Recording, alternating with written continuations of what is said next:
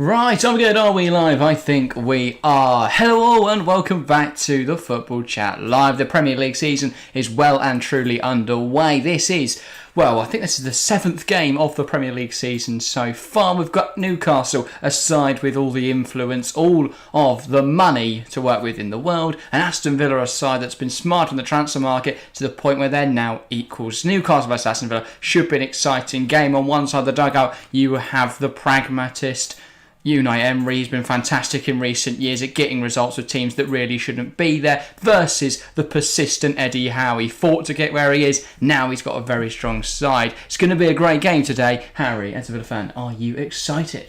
I think it's going to be brilliant. I think it's going to be absolutely brilliant. St James's Park, two high quality sides. It's going to be interesting to see. There's a few new additions starting tonight for both sides. There's old faces, new faces, similar systems. It's going to be interesting to see how this game plays out. I can't call it. I think it's going to be close. But who knows? It's going to be a good game, though. That's for sure. There's going to be plenty of goals in it. It's just about who to. Yeah, I think it's going to be, as you say, a good match. Both sides have strong defences. I would argue that Newcastle are the better team going forward, but Villa certainly challenge in that final third. They've also added some new firepower up, courtesy of Moussa Diaby, the tricky winger. Will start up front, we reckon, today? Depends how the system looks. So are they playing a threat up front now? No, I expect to say 4-4-2, but it'll be interesting to see. Okay, it will be, as you say, it will be absolutely fascinating to watch. I saw a couple of talking about the Southampton-Norwich game, by the way. We're following that. Quite fond of Norwich. Unfortunately, didn't get the 3 points over the line. But yeah, obviously, Nick Nack, I presume, as a Saints fan, Adam you're Armstrong happy with that. 97th minute. It does mean, though, that rivals Ipswich, top of the league now, which bit of a shame. But yeah, and clear top of the league. But yeah, Nick Nack says Diaby's highlights reel is impressive. Has Townsend retired from football to go into punditry? I don't know. I don't think he retired, just no one went for him. Yeah. He just sort of gave up. I think he's had his time now. I think he's done. Yeah. Athanasian Satkuna Hatham, I pray I've pronounced your name correctly there. Sorry if I haven't, please do correct us. But he has said, I think it will be a high-scoring game. I could see it. I could definitely see a high-scoring game. They're teams with strong attacks, but I could also see a 0-0. In all honesty, both these sides are very good defensively, so really could go either way. It's going to be fascinating to see how both these sides set up and perform. Both massively overperformed expectations last season. Is that sustainable for both teams? Well, I guess we'll find out today. They've both improved massively over the summer as well. With the transfer market, there's been some massive additions for both teams. Could be interesting to see how they fit into the squad. So there's a lot at stake, a lot of unknowns, a lot of variables that we'll discover throughout the game. Very exciting times though. Sid said, happy to see Harry back. What was the score since he went to football? And Nick Nack also asked, how was your match, Harry? Oh, it's cracking. Go on, trying to give a little... Big 4-1 win, God. 2 penalties involved. Yeah. How many did you give away? I didn't give away any, actually. Oh, wow. That's a nice change. Only conceding the one, I'll take it. Yeah, decent. Well done. Shall we get into this game then? Let's start with the lineups. Yeah, exciting teams for both sides. They are so close in quality, I can't call it. It's going to be brilliant. I just hope there's goals. I pray there's goals, because yesterday we had some decent amount of goals. Early this morning, 2-1 again. So now, at St James's Park, Newcastle Villa, will it provide some action? Hopefully it does. We'll start with Newcastle. Nick Pope in between the sticks. Unflappable last season, unless it was against Liverpool and he's running out of his box. But bar that one situation, Nick Pope is always reliable. Flat back four of Captain Kieran Trippier, Shaw, Botman and then Dan Burn. Midfield three of new signing Sandro Tonali, bringing a bit of Italian flair alongside the Brazilian Bruno Guimaraes and Joe Linton, who is also Brazilian. On the right it's Almiron. On the left Anthony Gordon gets a start, and leading the line Alexander Isak, disappointing Callum Wilson owners everywhere. Exciting times. It is very exciting. If you'd told me a couple of years ago that Eddie Howe would be managing Sandro Tonali, I'd have told you are mental. Or Eddie Howe's got the City job. He already has got the City job.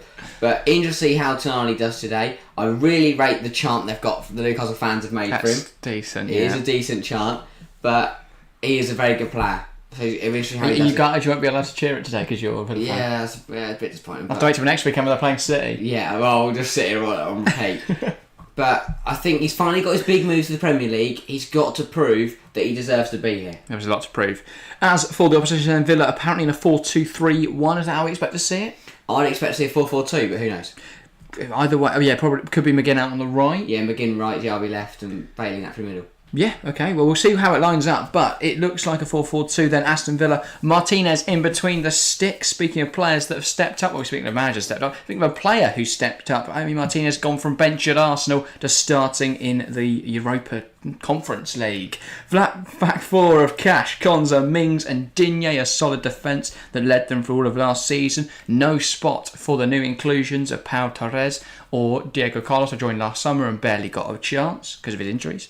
Pivot then of Kamara and Luiz on the right, new signing on the right, McGinn on the left, new signing Moussa Diaby, and then leading the line it's a partnership of Ollie Watkins and Leon Bailey. Who are you excited to watch for Villa, Harry? Moussa Diaby, funnily enough. I think he Not is. Not Tyrone Mings. No, I don't diss Tyrone, but I think he is a magical player, and similar to Tonali, he has finally got that big move away from Leverkusen.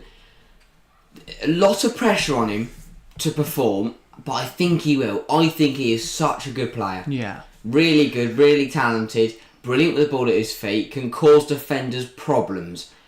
Yeah. As someone who's a casual Bundesliga enjoyer and a committed watcher of football clips and other little highlights reels, he does excite me. I think he's that profile player that does excite fans, isn't he? Yeah. Quick, pacey winger, great with the ball to his feet. The ball almost sticks to his feet when he's dribbling with it. Cut inside and can score. He's both-footed, really. His right is definitely his strongest, but his left more than capable with it. He's a tricky winger. Go either way. Exciting player. He is very, very exciting. I mean, apart from that, I think Villa as a whole, it's a point to prove this season because it's Unai Emery's first full season, unless he gets sacked. I doubt that's going to happen. First full season. Now they got European football with Steve and Gerrard managing the first couple months. Are you thinking that Villa are going to win the league? No, but surely a consistent bit of consistency from Aston Villa under Unai Emery. Where's the limit? How far can this Villa side go? The only problem for Villa is that while last season they were spectacular, you've got to bear in mind that it was a very weak competition for European spots, you'd have to say, because Liverpool were floundering for a while. Chelsea weren't anywhere near. Tottenham weren't anywhere near. I think in a normal year, if both those clubs are back up, if both Chelsea and Tottenham are back up there, I think suddenly they're fighting for seventh with Newcastle and Brighton, and that's a very difficult thing to do. So while Tottenham may have a year off, I think the rest will be up there. That very much means that Villa's limitations are either going to be going to have to get ahead of one of the top six, or fighting or battling with Brighton for seventh. Either way, I don't think it's going to be as easy as it was last year for Aston Villa. No, probably not. But who knows what's going to happen. I think players like I think Leon Bailey is an interesting one for me. He's got to step up this year, especially with John Duran and Cameron Archer, who are eager to get on the pitch and to prove their point. If he's not cutting it up front with Watkins, it'll be simple as that he'll get dropped. I do have one question, and that's over Aston Villa's recruitment. In that, are they buying players to fit the system well enough? Because I would argue that Diaby's an exciting player. He's not a left midfielder though, he's a left winger. But he might not be. We don't know. That's what we're going to say. It may well be a 4-3-3, in which case my point is ruined because that is how they should play it. Yeah. But if Emery is playing this 4-4-2, does that just... I find, players like Diaby and Bailey, they don't have a spot in the team because they don't play as in that system. Yeah. But if it is a 4-3-3, which I could definitely see, that makes a great use of Diaby and of Leon Bailey, which may lead to Bailey having a better year. A line chat then. Sid said make sure to change your scoreboard when someone scores. It's Harry in charge of it now, so it will be did you correct. Forget to do it? I did. I forgot every time until someone said it, but yeah. Dear. And Nick Nack says, don't diss Mings, he's in my fantasy team. Why? Why would you hit Mings in your FPL? I thought fair Mings enough, in my though. FPL. I haven't actually got any good players. I've got Watkins on my bench, but I've got no place involved in this game. I thought Newcastle away is a difficult game to score in. And no one's going for Newcastle players because they play City, Liverpool, and then I think Tottenham. Yeah, horrible start of the season, so no one's going anywhere near Newcastle players. Well, I'm not at least. Cincinnati Luton Town to win the Prem. It was a difficult first game. I was disappointed watching that match, keeping up with it.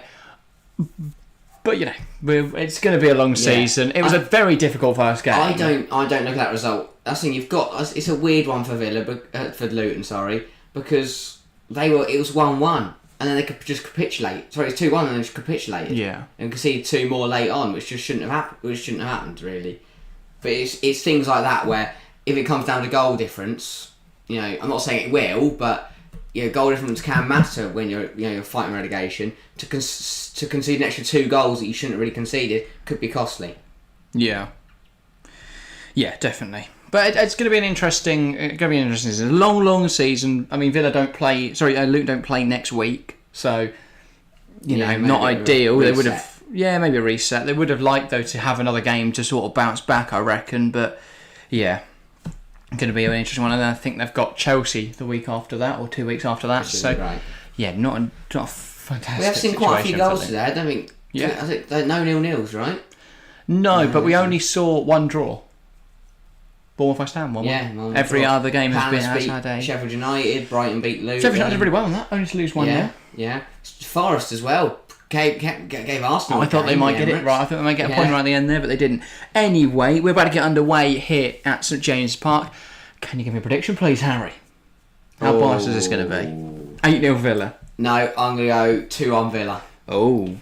A Newcastle goal from Joe Linton, and then so Villa will take the lead through McGinn. It will then be a Joe Linton equaliser, and then a winner from Moussa Diaby. Oh, right, of course. Who else would it be? Sorry in advance to Harry and to all Villa fans in chat. I'm going to go Newcastle 3, Aston Villa 1. I think Newcastle, while it's... Did Villa ship 3? I think they ship 3. I think Villa could lose today, but I don't think they ship 3. I think this Newcastle team is good enough to get 3 goals, especially once Anthony Gordon gets subbed off. But do you think that Newcastle need a left winger now that Sir Max Mann's gone? Yeah, because Gordon's rubbish. Okay, opening goal, Gordon. I think he'll score and then knee slide in front of the camera. So angry. Then it will be... they have to sign Harvey Barnes. I think he could... Obviously, he'll be very good once he starts. Why is he not playing? Well, because he's not played for them yet, so but Gordon probably included for the bench. Okay. So then Gordon will open the scoring, then it'll be Alex Isak, and then... No, Villa will level it at 1-0 through Watkins. It's not going to be Diaby now. Bench as well, I think. Diaby might set it up. Diaby won't score in this debut, I don't think. Especially if they play the 4-4-2.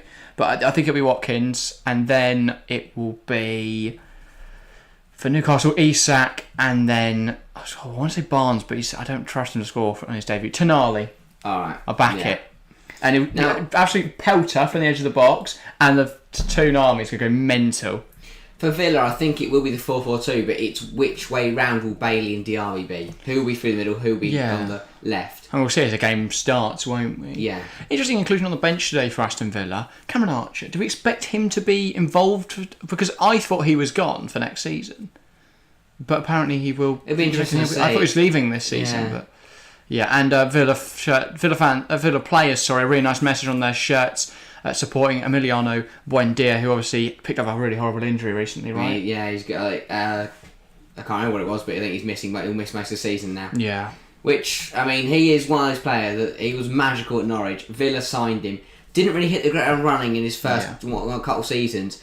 This year was probably going to be his year, out on the right, to really excel. And especially if they do move to a bit more of an attacking formation, Villa. And it's a real shame because such a magical player who struggled for the last couple of seasons to then get injured for another one. We're going to be looking at 3 seasons since his horribly magical days misused by Dean Smith and Stephen Gerrard, and that really hurt him. Finally got a manager that would really help him. And it's got... I mean, Diaby's been brought in... I mean, just to go back to Diaby... Because Ollie Watkins last year scored 16 goals. The next person was Danny Ings on 6, who left in January. Yeah. He needs someone to help him bring home the goals for Villa. Because Ollie Watkins is a good player, but he's not a high volume goal scorer. He's not an Erling Haaland. He can't do it by himself.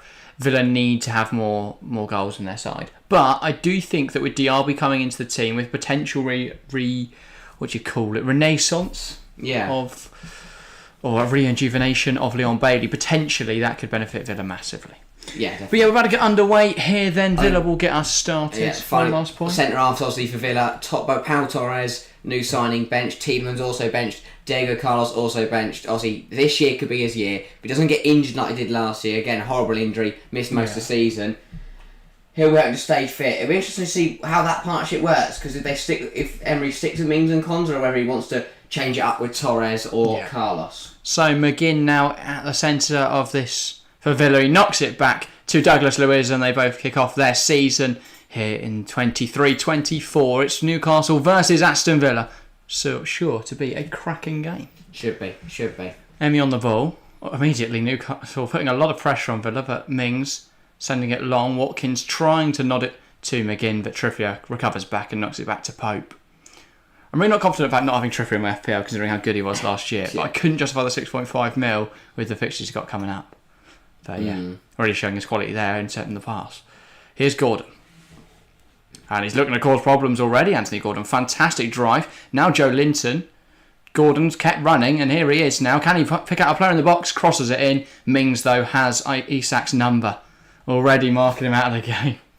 Diaby trying to fly down this right-hand side. And it's a good challenge from Stone Botman to stop him in his tracks. He looks exciting.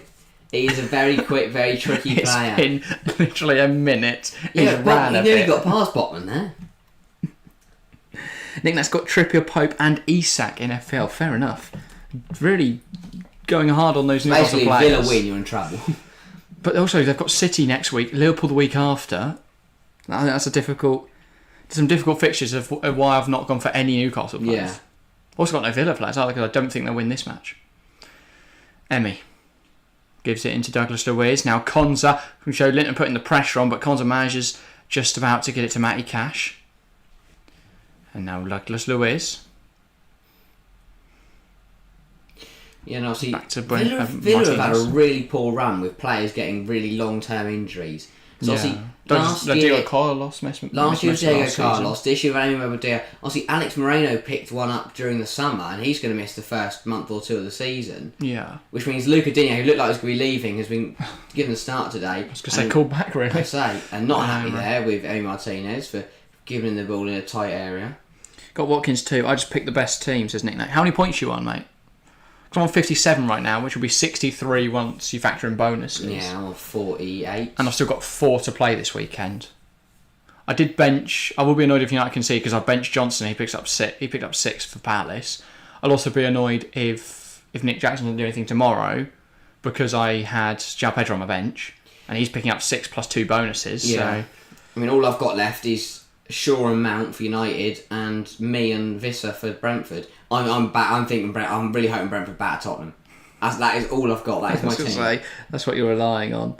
I've got. Who have I got still? I've got Richarlison against Brentford. If Tottenham start well, I think he'll be amongst the goals. I've got Rashford. I think he'll do well again. Onana as well for United. I imagine Onana dinks the ball in behind for Rashford. I'll go in mental on Monday night. And then who else have I got? Oh, Nick Jackson tomorrow. I'll back him to score against Liverpool. Speaking of scoring, Isak in behind here. Mings manhandles him, but gets away with it in the penalty area. He doesn't go to ground. Now Digne.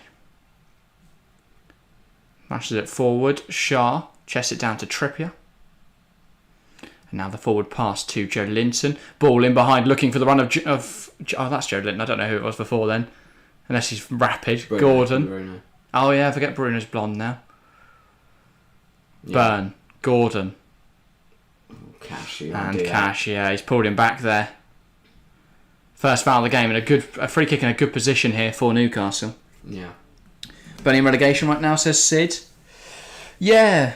Well, I think they'll be fine. I mean, they're in relegation right now, probably. I think they'll recover that though. Give them time. But no game next weekend, of course, for Burnley. No. Maybe giving Vince Company a week just to sort of work out his team. I mean, he probably would have liked to play Luton second game. Yeah. Because that should be a game they win. But yeah. Conor saying, can I return soon? I missed the vibe. Sure, Connor. We'll work out a date where you're free.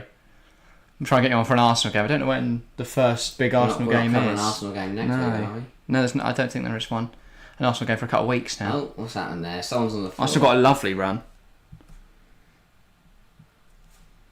Dan Bernard, John McGinn had a bit of a scrap. Obviously McGinn giving being given back the captain's armband by Emery. Interesting decision. Perhaps views him as a more integral part of his team than he first thought. Trippier ball in, and Kamara smashed that out of play. Well, I think there are question marks over his leadership duties under Gerrard, and no one... Yeah. Well, basically, everything that happened under Gerrard was a load I of also rubbish. have questions about everything under Gerrard. Yeah. But Like, he made... like how Gerrard got the job in the first place. Yes. I honestly don't know what Villa were thinking. Yeah. Any news on Caicedo? It's been interestingly quiet so far, Daz. It seems to be that Liverpool have bid. Caicedo said no, but Chelsea haven't bid yet. But yeah, it'd be interesting to see how it all plays out. Yeah. Newcastle header forwards. Luiz loses possession. Joe Linton, Tonali, now Trippier. Kieran Trippier. Bruno Guimaraes, a huge save that from Emi Martinez. Now Gordon. Great save. Here's Joe Linton. Back into Anthony Gordon. Options in the box. Ball in. Falls to Tonali! And a big opening goal. That is how you announce yourself at St James's Park. He throws himself at that. Volleys it home, and it's Newcastle 1, Aston Villa 0. Great delivery from Anthony Gordon, searching for Isak, but it's Tonali who's got on the end of it. And, well, £80 million well spent by the looks of it. I mean, then the song they've got for him, I mean, he's Geordie already. They've knighted him a Geordie already. They've started really well, Newcastle, and just getting down this left-hand side. Tonali's making their run to the box, and he is a brilliant player. This is a venomous effort from Bruno Guimaraes. A huge stop, actually, from Emi Martinez. And then it is superb from Anthony Gordon. Diaby can't stick with him. Ball in. And Tonali, that is superb. Great finish. Konza and Mings got caught out. Diaby doesn't enjoy the 1-2. Sorry, that's Bailey. Bailey should be... Bailey, that's a cross in. Tonali, what a finish. Yeah, brilliant finish from Sandro Tonali. So that's a way to announce yourself to the Geordies. We question Gordon's ability. Very good delivery. And that is a superb volley. Get Pau Torres on. Watching Konza jump for that. But... And they're going to be happy with their new man already, the Geordies, because they're bouncing in the home end. Half of them probably didn't know who he was before he turned up to Newcastle. Well, they won't care now. They know who he is now. He's announced himself on the biggest stage. Oh,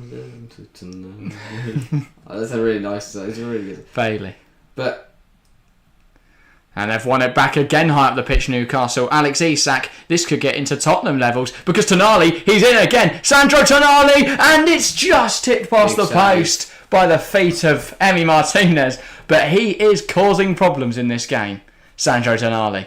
One book high up the pitch again. Bailey crumpling under the pressure. Isak, Gordon, ball through. And that's not far away at all from Tonali. Big save, but Ezri Konza, I don't know where he's gone. Already 2 huge saves from Martinez and nice certain goals. That was one of them. A strong hand to the ball. Who would you have started as your back to? Torres, 100%. Yeah. 100% Pau Torres starts, but I don't know. Just not fancying him today. I'd have gone Torres and Carlos or Torres and Mings. Trippier, that's a wayward cross. But it's going to be kept alive by Almiron, on back by Tyrone Mings, who is now bursting forwards, and he slots through Diaby. He's in. Diaby, has he got the beating Anthony Gordon? He has, but it's a shot on goal that's an easy save for Pope. Gordon does really well there to shuffle him wide. You see, you're thinking unlucky for Diaby because he's probably the only player that can keep up with him. I say that's a defender. He probably beats him in the foot race. But Gordon is arguably the quickest player, or one of the quickest players in the Premier League. Yeah. Forced him wide, and Diaby wanted it on his left foot. He was never going to cut inside. Yeah. Tonali and Gordon look fantastic. Yeah, I know. I mean, I thought Tonali would have a quieter game because he's more of a defensive midfielder by nature, but he seems to be playing in a higher role than he normally does, with Bruno playing that deeper role. Matty Cash out and May. That's his third time he's fouled Anthony Gordon. But also, Gordon has looked sensational. I mean, we question that decision in the starting lineup, but he's looked brilliant. I'll never say that. Mate, he's looked electric. That I can't. You can't even deny it though. He's looked electric. He was flying down the left hand side. Easily could have had a second assist. I thought Douglas got booked at some point for something. Already got one assist. Could have had a second if Emi didn't manage to tip that Tonali effort round the Again, post. I think I asked a question about the back two as well with Torres and the Castle match. Would you Tielemans as well? Would you have played him over Lewis or Kamara? The thing is though, it's interesting because it's not like you've lacked creativity. So you've been opened up too easily. And you put your two more defensive midfielders on the pitch.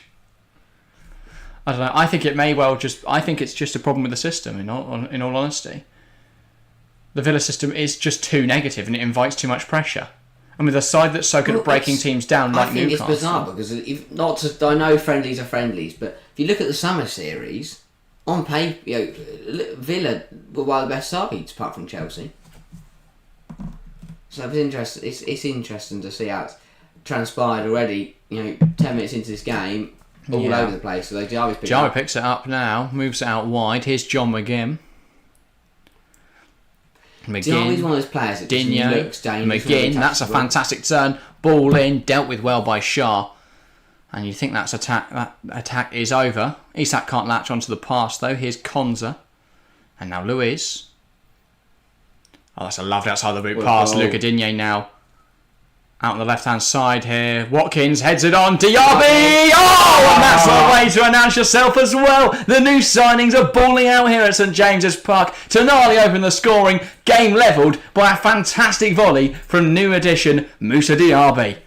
That is a cracking finish from Moussa Diarby. Goals are flying in. That's a brilliant finish. The two debutantes for either side with brilliant goals. Villa got the ball down. It's a water pass from Douglas Luiz. McGinn out wide. It's flicked on so well here by Ollie Watkins. Oh, sorry, it was an assist, isn't it? And that's a good finish from Diarby. Why did I bench him? Peach of a finish. Why did I bench Ollie Watkins? I'm an idiot in FPL. I hate the game. Only in FPL. And Diarby, that is a brilliant finish. Poke route to the spot.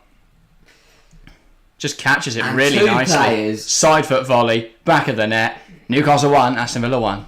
What else do you expect though? They're two players that have cut it in European football. Yeah. And they've arrived in the Premier League and they're putting on a point show. To prove. And we're 11 minutes into this game and goals are flying. I was going to say, we wanted goals. Everyone wanted goals in the opener. But also, my prediction is playing out nicely here. I said that Newcastle opened the scoring, then that Villa would get one back. I said 2-1 Villa. I said 3-1. It's a 3-1 Villa. Yeah. No, 3-1 Newcastle. 3-1, yeah. Stop trying to make me like Villa, mate. It's going to be 3-3 at this rate. For Joe Linton, loses possession to Kamara, who then runs it off the pitch. Newcastle throw on this near side. And Burn just slowing it down a little. This start's been very electric, very fast paced. Football. 5 minutes ago I was sitting there going, Villa made the wrong centre-half choice, or did Villa make the wrong midfield pairing? And now it's back level. And I was going to say, now it doesn't matter. I don't think there's much Newcastle could have done about the Villa goal.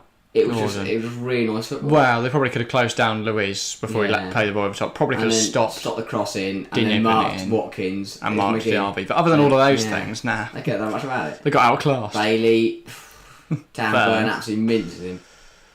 And now Bruno, Isak. Here's Trippier, lifting the ball into the area. Bailey stops that from getting to Gordon with a strong header and then another one to stop it again. Tonali, and Bailey's gone for his third successive header.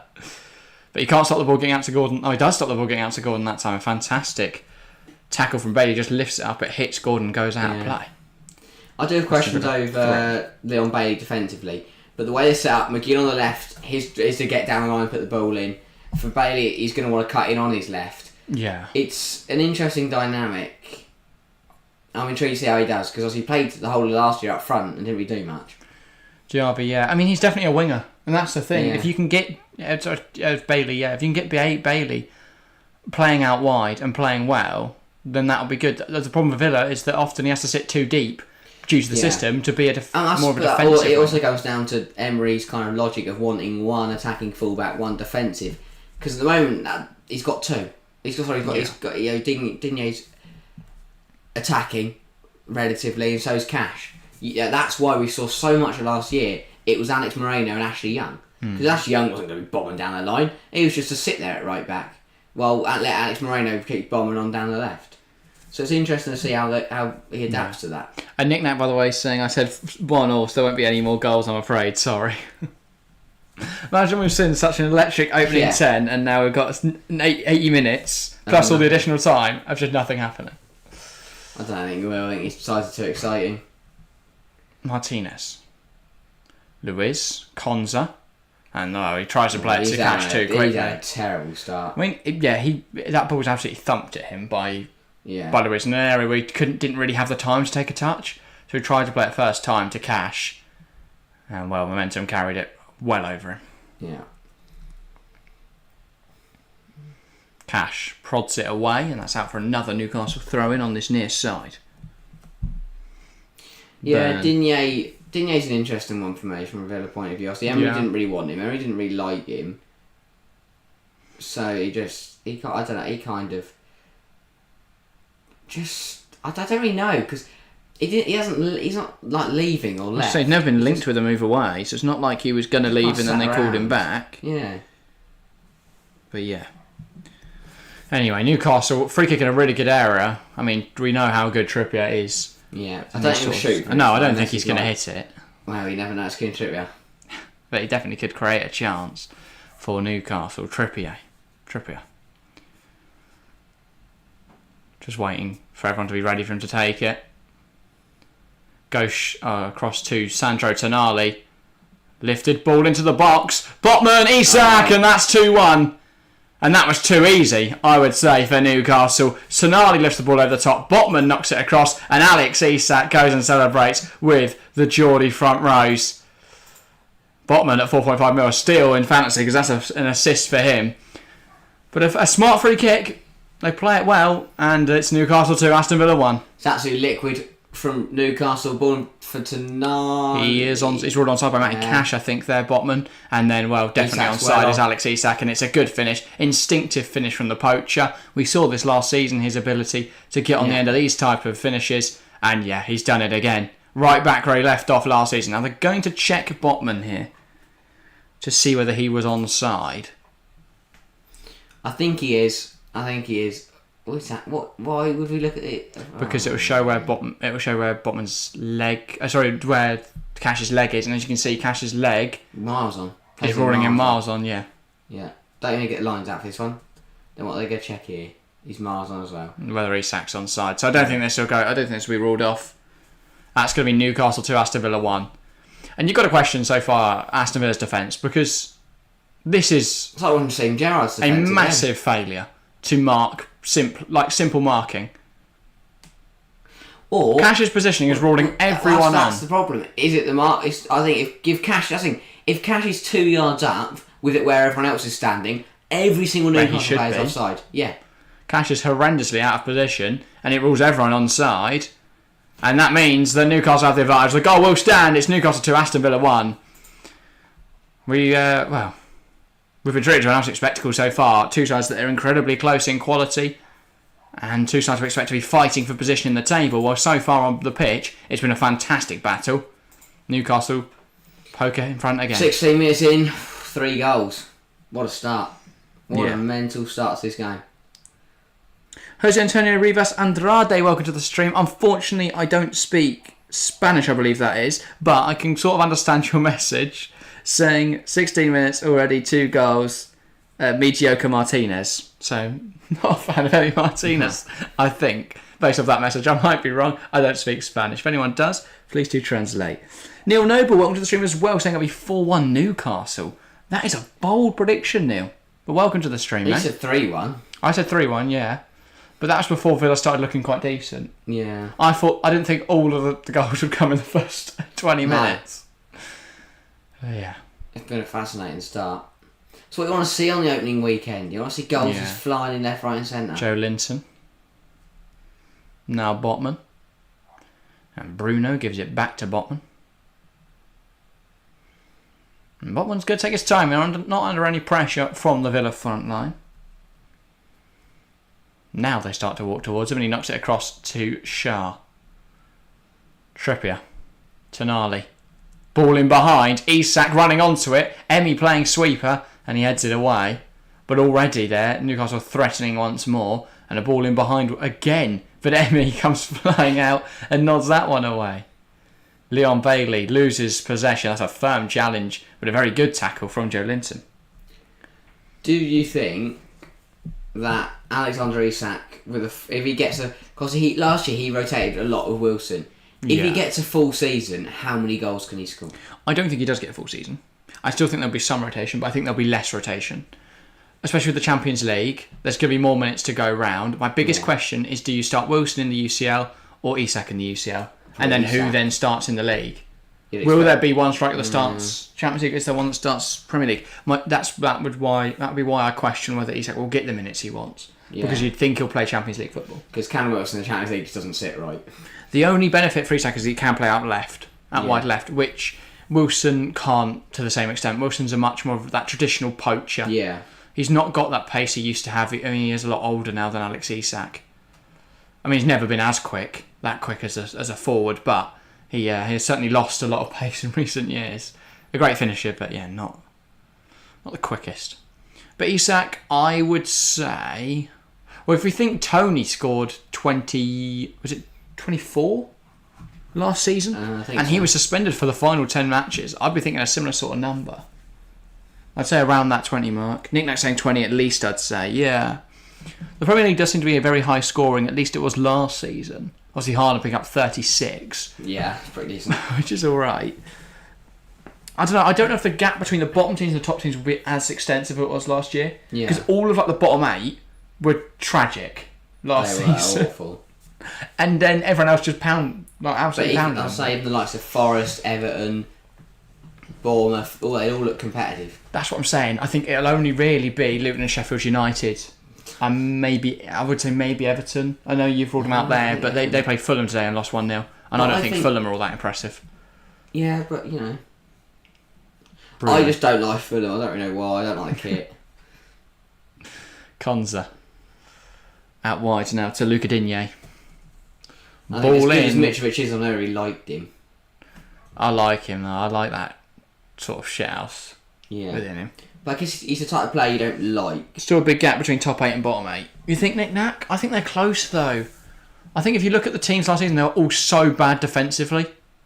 But this season, as much as Luton are bad, I think they'll give it their all defensively. Sheffield United weren't terrible today against Palace. I think teams like Everton and Fulham are able to put up a good fight. I think Bournemouth will be a lot more competitive. Yeah. Forest showed today they can mix it with the big guys. Yeah.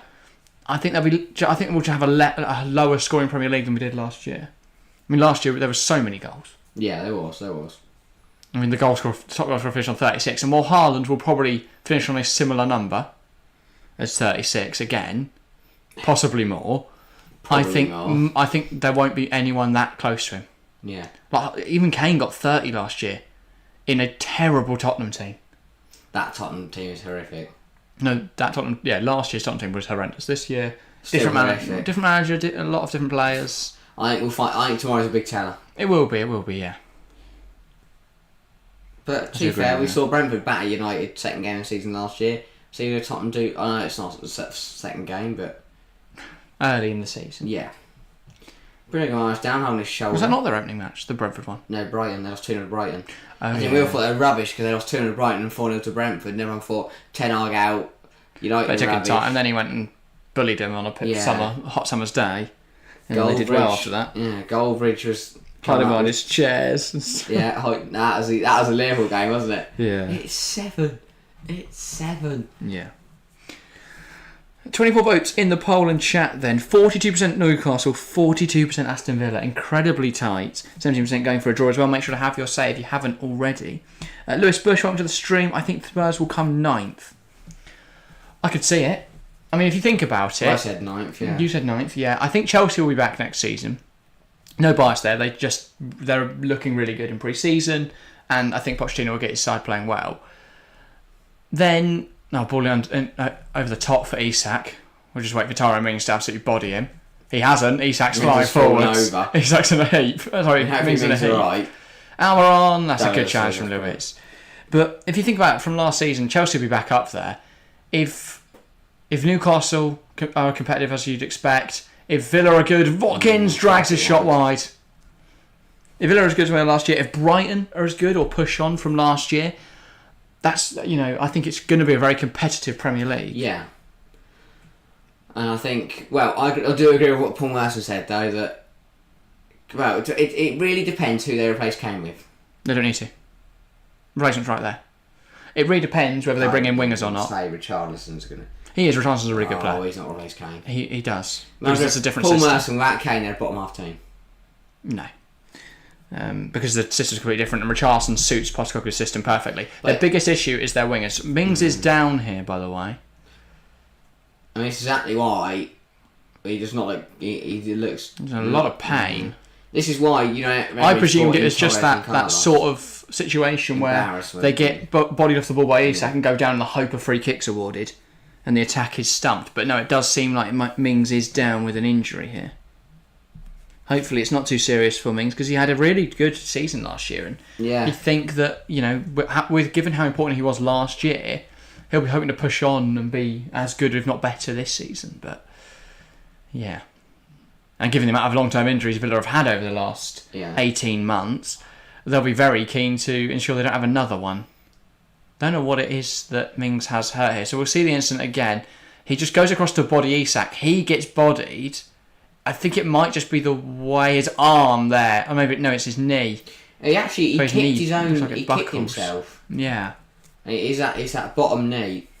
They're just... I don't based off of his reaction, I don't think he'll be leaving this pitch walking. There's no way he carries on. You would imagine he's going to be stretchered off here. And this is a real shame for Tyrone Mings. A replay of the goals then. Sandro Tonali, a fantastic finish. And then moments later, Diaby with an excellent finish. And then Isak. Ball across to him from Botman and he tucks it home well. That's what Isak does. And Botman did to recover that, to be fair.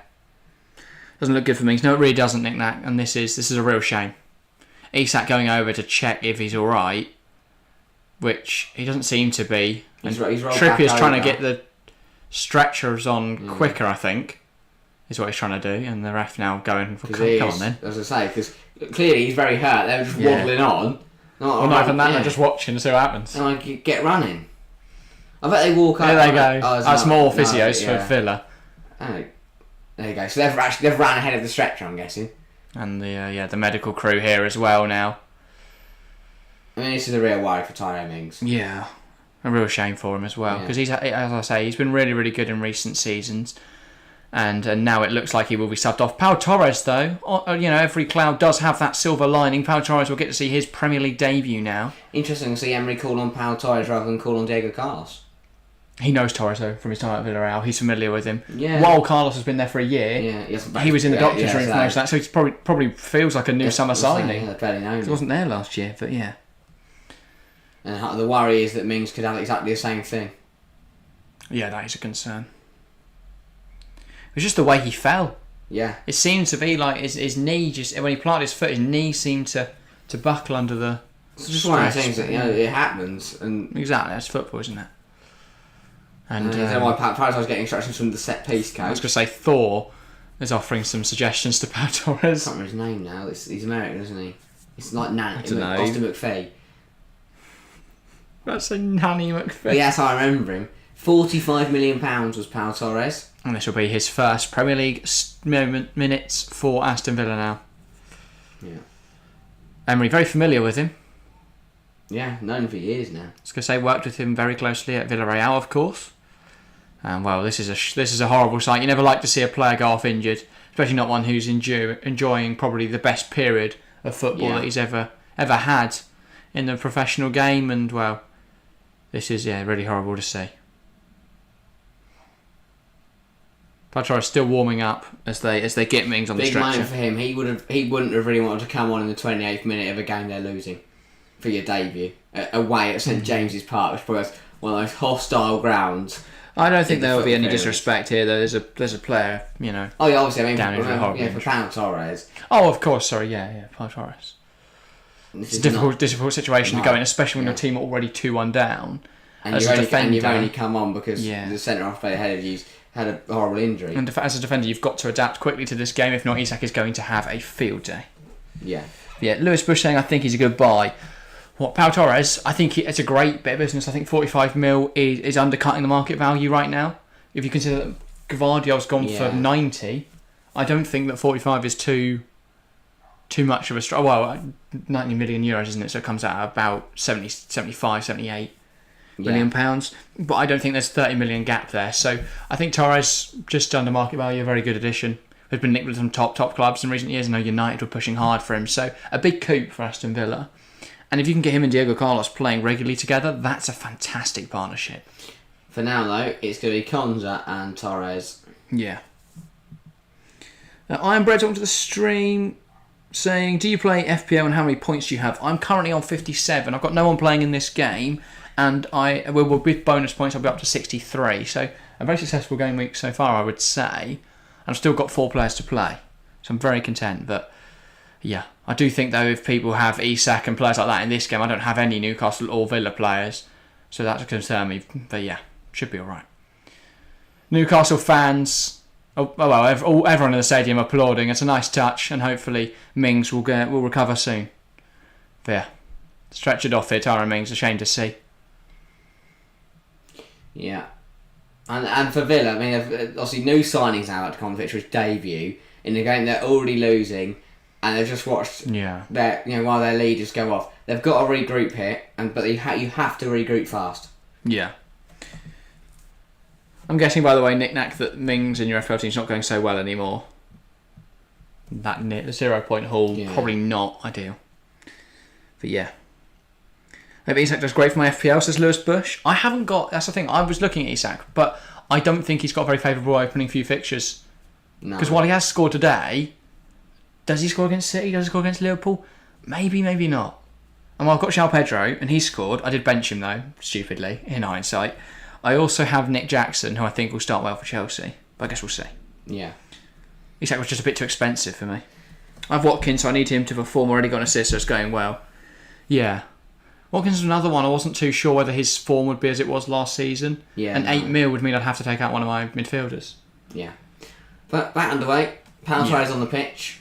And 14 minutes to beat... Well, I say 14 minutes with the new added time ruling plus that injury. I think we're going to be sat here for probably 10-15 minutes afterwards. Yeah, that will be a healthy amount of added time, you would imagine. But yeah, Gareth Eisen went to the stream. Cracking match so far. New signings from both teams making their mark. Indeed. Some spectacular efforts from both Tonali and Diaby. And a yellow card for... I think this is for dissent or for kicking the ball or time wasting type things. Who's he gone for? Let's have a look. It is... Digne, I'm guessing. Digne, yeah. Isak was trying to take the throw and Digne kicked the ball. Yeah. And her Almiron's hand in the... It seems like they're going to book you for because they deem that as time wasted now. And yeah. Things on the bench, you'll have to swap them out for Torres, I think. Yeah, I mean, that would make sense, Nick. No. How many points are you on at the moment? Ask Fixix. Welcome to the stream, by the way. Great to meet you. I'm on 57 at the minute. I'm on 48. 48.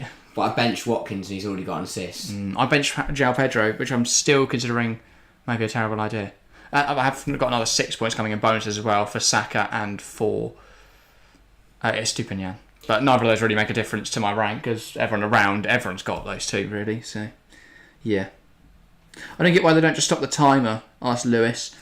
Well, it would become very difficult to manage that across all broadcasts, obviously. Because if they could stop the in-game timer, but if you consider for fans all across the world, like even on this stream, you'd have to be sat there pressing pause every time there's a stoppage. But also even because of the ground, they display the timer on the boards. And also, they don't want to get to an exact 90 minutes, Lewis, because of the ball being in play, because they'd be there all day. Yeah, like that would come to a good 3 hours, maybe even 4 hours. They probably still don't add on enough time. Like they might add on more time, but they definitely don't add on enough. They only really add on for the deliberate time wasting and stuff, and injuries, of course, and substitutions, celebrations. They might add a minute. If nothing's happened, they would add a random minute or two on. Especially if the ball's been going out of play a lot, they might start adding that time. Like World Cup game, like 30, 40 throw-ins in the first half. And that by itself got 2 or 3 minutes.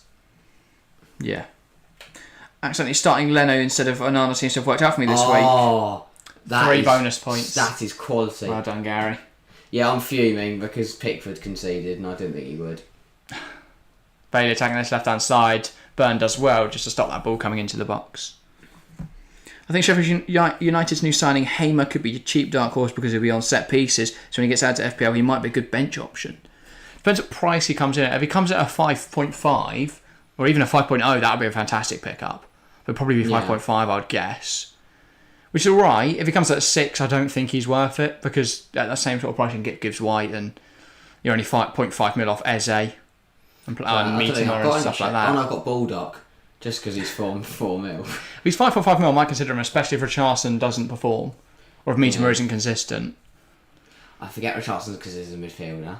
Yeah, exactly. That's why I think he's a great pick. I refuse to put him in my team. I think he's a great pick because he will be starting number 9. Ball in from or flicked on by. And obviously they score more points, midfielders, when they score. Yeah. They get more points for a goal, so I'm very happy with the fact he's been registered. I mean, I'm on 48, but I wouldn't say I had a great time with it. Yeah. There's always going to be an element of the ball not being in play, just part of the game, says Nick Nack. Yeah, you're spot on there. It's just part of football. Which does make a question, should be any other time at all. I mean, mate, it's like... It's 90 minutes, just smash out of play. Yeah. If it goes out of play, it's out of play. Would anyone complain? No. Oh, 100%. The top clubs would. Yeah. Because someone like Man City would have to put up with Luton Town just kicking out of the stadium. Right, that's gone. And then it's like, well, that's going to be... And again. They've wasted 20 minutes because the stewards had to go out of the stadium to go fetch some balls. It's landed on the roof of Kenilworth Road. And obviously once it lands and someone's back on, they're going and taking that. Oh, yeah. Premier League match ball's just fallen. It's like Christmas come early. It's like a grand falling from the sky. Yeah. Here is Bruno Guimaraes. So not much rhythm to the game since Mings' injury. Kind of both teams it's turning a bit scrappy. Yeah. Nice side holding the ball. They'll probably, for Aston Villa, they want to make it to half time. Sorry, for Newcastle, they want to make it to half time, still a goal ahead. For Villa, they'll want to make sure they'll hope to get level, but they'll want to make sure they don't concede again. Does was flicking on that corner there just a minute or two ago. Just flick it onto no one. Yeah. Into the gap behind. Newcastle now attacking Villa's third. They forced backwards now. Isak to Trippier. To Shah. Now Botman. And Burn. Here's Joe Linton. So an interesting element now of Newcastle's system is Trippier going really high. So they're playing pretty much a 3-back. Trippier pushes up front. And they're using a sort of a box midfielder, or a pentagon midfielder, I would describe it as. Gordon makes the width on the left, and then both Joe Linton and Almiron almost play as those wingers. A little narrower than Trippier and Gordon, but sitting in those half spaces, and then Tonali and Bruno Guimaraes as the orchestrators, and so far it's working really well. Yeah. Or you could say conductors, really, in that role. Just creating chances constantly. Guimaraes plays it into Isak. Isak can't really find the space for a shot at the moment, Alex Isak. Falls to Guimaraes. Well, it's pull back for a free kick. Isak running into Luca Digne there. If you live outside Luton Stadium, you're bound to get pelted like Protashaw's mum. Out there sunbathing on a Saturday, then you're screwed. But yeah. Fantastic. I think that will be a bone. Like we've seen Newcastle. Home form is that like I feel like over the last few years, especially like cup competitions, home ties and the home advantage has kind of been whittled down a bit. But you see in Premier League, for teams like Luton, I think Newcastle as well. It's the extraordinary nature of the stadium because Premier League players turning up and those change rooms are just a little bit more uncomfortable. The walk to the stadium is just a little bit shorter and narrower and a bit weird. Luton is tiny. And literally the fans are basically sitting on the pitch. And we saw it in the playoff semi-final last year, the impact it had, because Amad Diallo got collided by a fan. He went over to try and get a ball for a throw-in, and the fans are that close, they could literally reach out and climb. You don't get that in any other Premier League stadium. And like Newcastle, the away fans are in the sky, so you can't hear them. And you've got all these Geordies sat in the front row, screaming and booing at you. You can't hear your own fans because they're sitting on the clouds. It's really smart. Things like that. I think where else you got a good atmosphere. Anfield, I would say. Anfield, obviously. Old Trafford. When they're not booing their own team or the Glazers. I think even Villa Park can be a bit of a fortress sometimes. Yeah, and it's in Birmingham, so very terrible. And when the whole end is bouncing, it's exciting. I think, but Chelsea don't really have much of an atmosphere. As much as I don't, City don't. I don't think the stadium helps with that though, because there's tiny. Yeah. For a big and a lot of the season ticket holders are older fans and stuff. They're not the ones that are going to be creating the atmosphere as much. And since there's not new, because obviously they hold on to their season tickets as they're getting older. And there's no new season tickets because the stadium's not big enough to accommodate obviously the rise in popularity. I was rise in popularity in the Premier League. It is rising in popularity everywhere, really, isn't it? Despite the fact it's already like the biggest sport. But yeah. All these Geordie shouting at you. Now there's a clip for your socials. Should we make that a shorts clip? Then I get all the Geordies shouting at me. We were trying to come up with some shorts clips and stuff from these streams and stuff, but we just talk about the most random stuff. Yeah, that's the whole point. Like, Miniminter does it with his podcast. Like, I found a random clip. It was of Talia saying what was the most difficult part of their wedding. And like, I watched it. Why was I watching that? I shouldn't be watching. No. But you want to know what it was. Exactly. I do want to. Yeah, I do want to find out at the end. I'm not going to tell you because I'll spoil it. So we need to say something like, what is the most difficult stadium to go to? And then, I don't know. Oh, St James Park, that's it, fortress. All these Geordies shouting at you. Yeah. Anyway, Villa with a free kick in a good position here as we approach the end of the first half. Is Luca Digne out in a wide area, brings it under control nicely, slots it into the box, or slides into the box, but recovered by Trippier. And now Newcastle back in possession. Lifts it forward, Kamara wins it back. Now Almiron, fantastic control, and Trippier then smashing it long, looking for Isak. Luiz flying into the air to retain possession. And now Cash bundled over by Joe Linton. No malice in that, just a bit clumsy. Yellow? Yeah. Bollocks, mate. If it was going to stop, that's a yellow. Yeah. Has Chelsea fan been at Newcastle today? I haven't seen him. No, he was in earlier and he was watching, but he didn't say anything in chat. And then he got a gift of membership by Nick Knack. I meant to mention that, yeah. Legend Nick Knack. Nick Knack is a legend, yeah. But he wasn't around in chat to see it. He was still watching the stream, so it popped up. So he's going to ask why I got a membership. Yeah. At some point when he turns out, he's going to be surprised his name's in green. But yeah. Thanks to everyone that tuned in, by the way. We have been in double figures all stream, guys, so I appreciate that massively. Keep it up. I think we peaked at over 30 live viewers, so yeah, fantastic support today, guys. Appreciate it massively. Here's Leon Bailey. Diaby. Douglas Luiz. Diaby. Lovely football. Oh, and he's shot it into the side netting. Feel like I should have hit the target. Or squared it. Yeah, or squared it. It's the other option. But yeah, much better football from Villa. Douglas Luiz with another brilliant bowling behind. Diaby, he's got a test pipe. Yeah, also a quick thank you to all the new subscribers. We've gained at least 2 this stream because we're on 1.67k now. So fantastic to see. Appreciate it massively, guys. And yeah, we've been treated to a brilliant game so far. As I say, 3 minutes to go, the half, and then a break, a bit of a breather, really. I thought it's been a really good game. Pope. Looking to send this long. And it's won back by McGinn. Strong chance from Tonali, that will be given as a foul. He's arguing that it's just physicality. Yeah, Tonali's not happy, Geordie's not happy. I told they shout you in the front row. Yeah. Ball over top. Matty Cash is fouling a lot, says Lewis. I mean, you're not wrong, yeah, he committed quite a few fouls on Gordon early on. He's really struggled. Yeah. He can't deal with the pace of Anthony Gordon. That's the one thing Gordon does have on any other Premier League player, really, is he's electrically quick.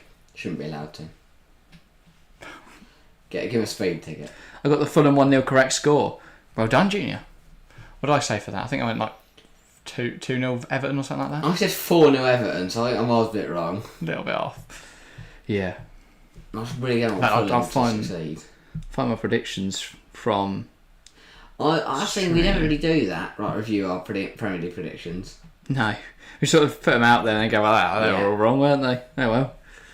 But looking at mine then, I put 1-0 Burnley, didn't come to fruition. No. You were correct though, 3-0 for Man City. Was I? Yeah. Knowledge. You didn't actually say that one in the video though. Oh no. That was when I asked you before I put the post out. I think that, but I just shouted from random. Yeah. I went 3-0 Arsenal, didn't really come to fruition. 2-0 Bournemouth, didn't either. 1-0 Brighton, Luton didn't come to fruition. I did get the Fulham score bang on actually. Fair enough. 1-0 Fulham, things we'll have to see. Then 2-1 Sheffield United. 1-0 Palace. Didn't happen. And then 2-0 Villa, isn't happening. Right, mate, how did I do? 2-0 Arsenal. Close. Yeah. 1-0 Bournemouth West Ham. Oh, wow. 2-0 Brighton. Right result. 4-0 Everton. Okay. 5-1 Palace. Some harrowing predictions. And then 1-0 Newcastle Villa. I've started off really well. 1-1. I didn't go on the Bournemouth one right. 1-1. Yeah. Ball knowledge. We've both got one spot on. Which one? I got 2. Burnley City as well. Oh yeah, you smashed it. I know. Brittany's actual scoring is pretty tough. Yeah, I know. That's why I find like if you win Super 6, that's just pure luck. Yeah. That Sky. Like there's thing. no. Oh, that was contentious. There's no way you can guess 6 correct score lines. You've just got to put random numbers and hope. There's no logic to it. There's no like stats. Because you can put like 2-1, 2-0 sensible predictions, and then someone decides to win 5-0 that weekend. Yeah. You always take an absolute punt. Like people that win when like Bournemouth beat, like Forest beat Liverpool 1-0 last year. How can you win? Everton, Luton and Wolves relegated this season, says Junior. No Sheffield United. I can't see any way Sheffield United stay up. 10 minutes late time, by the way. I really can't see them staying up. Yeah, Callum Core says Everton won. Yeah. No, they didn't, did they? No, lost. Lost 1-0. I was about to say. But yeah. I think Everton will be... I think they're going to have a difficult season, I'm going to be honest there. Like if they stay up, I would be... I don't know. I said they'd do alright in the full tale predictions. Man, I sort of remember their only bit of business was a Danjuma loan. That's not really enough. Quality. I mean, look at where they were last season. I don't know if Sean Dyche will be able to get enough results. They did bring Ashley Young, okay. Maybe they were staying up then. There we go. Easy. Ashley Young's there. But no, I think Luton... I think they'll just get enough points, you know. I think Sheffield United are done for. I think Wolves are in serious trouble. I also worried about Forest, but they actually look really good today. Yeah. Well, the reason I said Luton will stay out is because Sheffield United are probably one of the worst Premier League sides we've seen in a while. Wolves are crap and have got Gary O'Neill. I think they'll be bottom of the league. I think they'll be bottom of the league at the end of this game week. They're going to get packed in by Bournemouth because I don't really know. That's a horrible judgment. Yeah. You've seen their transfers in the summer. Maybe Luton will go down. Nah, Luton will be fine, mate. I don't know why the Wolves Lopetegui situation wasn't sorted earlier. Bizarre that the manager leaves the same week the league is due to start. That's another thing I smashed prediction. First manager gets sacked. I said Lopetegui. He got sacked before the video went out as well. Yeah. Oh, and Gordon's lost his shoe. Oh no, he hasn't. He's been fouled, but Kamara's lost his shoe and fouling. They're both sat then. Now they're sorting themselves out while Newcastle are still going. Bruno, Almiron. It's really good football. Bruno. Oh, there's just one. Didn't get the right pass there, and it's bounced around like a pinball in the Aston Villa penalty area. Somehow, play is still going on in sequence. It's not Chris Wilder, is it? It's Paul Heckingbottom, who's even worse. Yeah, it's Paul Heckingbottom. Yeah, as you say, not sensational. I just find it funny because his name. I'm looking like it's still not Wilder, but Heckingbottom could be second sacking of the summer, of the season. So not take first. I think it will then be Heckingbottom second, and I think Moyes is walking on a tightrope. I think they definitely needed to win today. Surprised Wolves didn't do better. Third. Guardiola. Guardiola's gone. I don't know. I don't think we'll see a mass exodus until about April when whoever's in the bottom three just sacks the manager because it's April. Get rid of Thomas. Brentford get rid of Thomas Frank, won't they? Even if they could lose every single match 8-0 and they'd still keep Thomas Frank because trust the process. I think Hodgson could go at some point over this season. No, I think Pass will be fine this year. I think he'll just retire. You don't see any team sacking the manager, but obviously you never see your team sacking the manager. Like, I think even if Luton are struggling, they'll keep Rob Edwards because who else? It would take Jose Mourinho to keep that Luton side in the Premier League. If they're in a bad position, yeah. Nathan Jones, I think, could come back at some point if Luton are really struggling. I'm trying to think what team guys take a punt and say the manager gets sacked somewhere over here. Forest love Steve Cooper. They do. I don't know what he's got on them, but I keep wanting to say Klopp, but he's not good. Will Tottenham? I think Tottenham. They've got to be patient with us. Exactly, but will they be? Unless they're in the relegation zone at Christmas, he shouldn't go anywhere. You never know, do you? Even then, stick with him. No. Need Boyce to buy Maguire before he's sacked. Yeah. Quickly, just do some horrendous business. He's just building his Brexit 11, isn't he? Ward-Prowse, Maguire, and I was going to say. I saw something. It was like replacing Rice, Paqueta, and who was that? Who else they lose? Skamaka with McTominay, Maguire, and Ward-Prowse. It's a Moisey thing. Love David Moyes, what manager. Tonali. I don't know what manager gets sacked. Switches the play, and Gordon in Acres once again, though his touch lets him down. I tell you who could be one of the first sackings in the Championship. Daniel Farker at Leeds. They lost to Birmingham today, I believe. It does take time though to adapt, especially when you've got problems with the side. I mean, there's always one relegated side that struggles, isn't there? To be fair, Southampton drew today and they weren't great. And did Leicester beat I don't know if Leicester beat Cardiff today or not. Leicester beat Cardiff last week, no? No, that's Leeds. Fucking Cardiff had a tough start. What have they got next? Southampton. Well, they picked up a point against Leeds and Cardiff play QPR. Oh. Leicester beat Huddersfield 1-0. Huddersfield. Stephen Mavadidi scored 73rd minute. Yeah, he's a bowler. But 2 games where they've only won by 1 goal advantage. Well, that's what you need. They play Cardiff next, so Cardiff out of minute. Cardiff also needs to be relegated because they lost to QPR, who are the worst team in the league. So no, great. Oh, that is How do you get a point at Ellen Road and lose at home to QPR? Yeah, that means Leicester second in the league, Ipswich top of the league. Very good start for them. Norwich 5th though, very happy with that. Yeah. The knick-knacks lot in 6th, the Saints. Not too bad. Anyway, 10 minutes was added on, by the way. We're 5 minutes through that already. Nothing's happened in the first 5, or anything happened in the second 5. Emmy. And Cash is going to have to sprint to get there, but he does. And now Konza. And he's just carrying that ball out of defence. They're very deep at the moment, Villa. Because Newcastle were attacking, but sort of no one went up with Isak. So Isak had the ball, was like attacking in Villa's third, but no one else joined him. Diaby. Watkins, a slight shove there, but nothing in it really. And now they're flying forwards, Newcastle. Alex Isak. Almiron's forgotten the offside rule by the looks of it.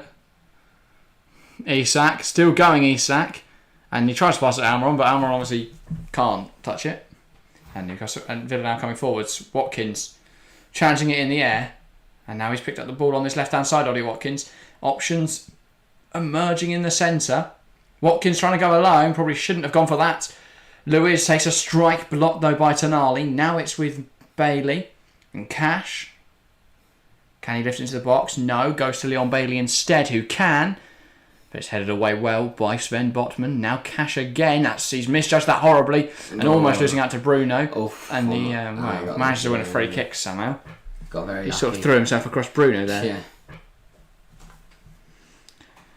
But yeah. Bit of a free kick now in a decent area.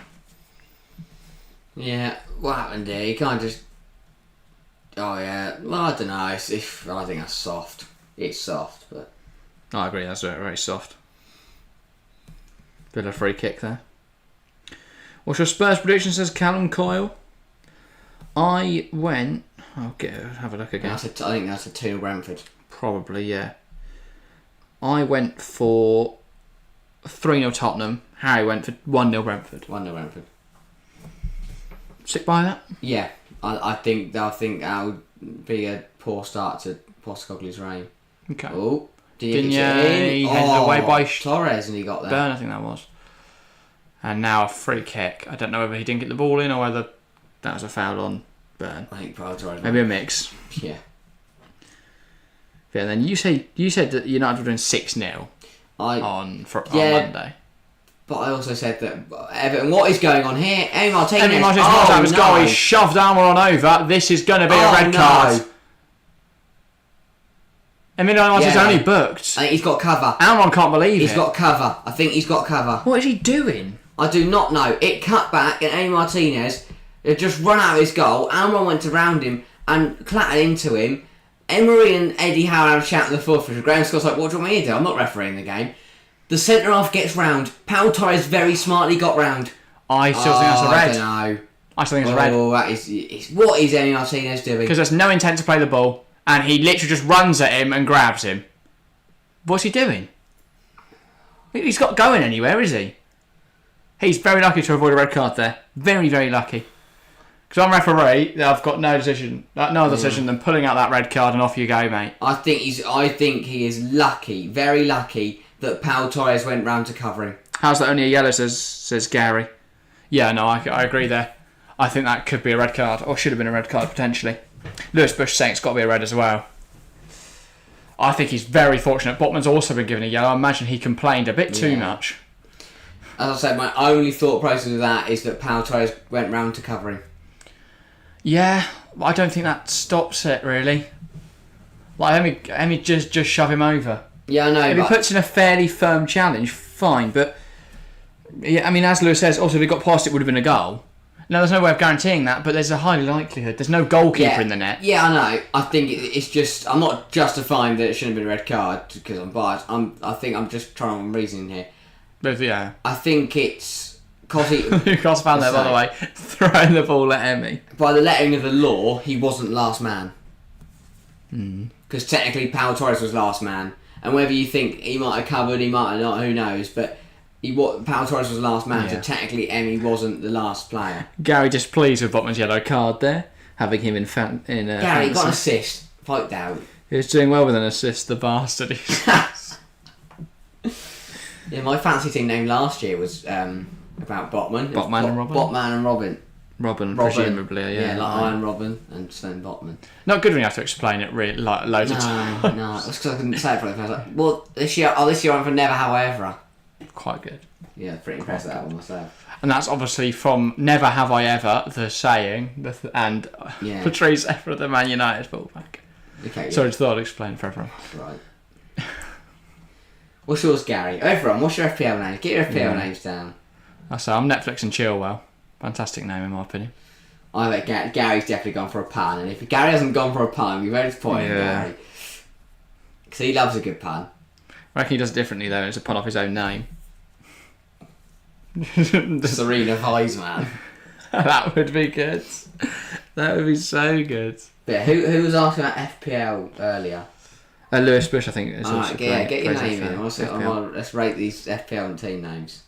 As long as it's appropriate. I'm Breads and Fixix, if any of them are still watching. And anyone else who plays FPL that is watching right now, get your FPL team names. Yeah, just a quick glance at the poll and chat. 38 votes now. Fantastic to see so many people getting involved in the poll. 53% think Newcastle will win. 29% think Villa will win. 18% going for a draw.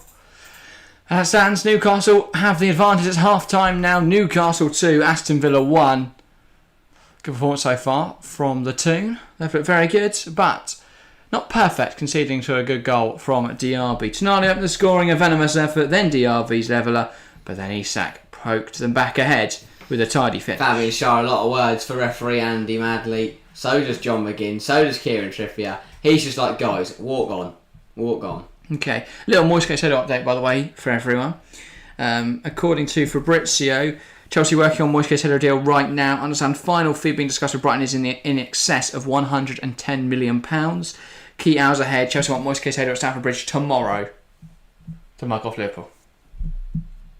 That'd be lovely to see. I think it's he didn't put them up. He didn't say that to mark off Liverpool. But I think it's absolutely stupid. He's the perfect profile though. But 110 million great British pounds. Yeah. That's a lot of money. It is a lot of money. It's a mental situation. Because the market this summer has been ridiculous. Mm. But yeah. That's why I think Pau Torres is still at 45 million. But. Yeah. And to be fair, he hasn't done too bad since he came on. Pau Torres, no, they haven't conceded. Improvement. No. Not in ideal circumstances, but he's taken to the game really well. I mean, in terms of the half as a whole, action-packed first half. From start to finish. 3 goals in the first 18 minutes. And then late drama at the end of the half with Emi Martinez. Should he have seen red? Should he have been booked? Referee booked him. I don't know. It was a contentious one. It's one of those. Yeah. A different referee on another day sent him off. Yeah. Also, you know that classic thing of players removing the club from their bio? Yeah. Elise has removed Crystal Palace from his bio. Very interesting. Obviously linked with moves to Chelsea and Man City. So he's gone then, surely. Wait, I was going to say, where do you think he's going then? Chelsea surely can't be spending 110 million on Caicedo and then spending 60 million on Lavia and then spending I love it. a certain amount of money on Elise as well. Who knows? Yeah, who knows? Well, people do know. We just don't know them people. Yeah. If only we did. Yeah. So there's no update on Mings. I can see, though I don't know what will be known yet. there'll probably be someone pointing out what injury it is. Yeah. But like a doctor that actually has a talk about. Yeah. He was. I just seen Gary's. He was doing well with the assist, the bastard. Okay, so Dr. Rajbal Brar, he's quite good with these sort of things, says that Tyrone Mings' injury, look at his right knee, prototypical ACL tear.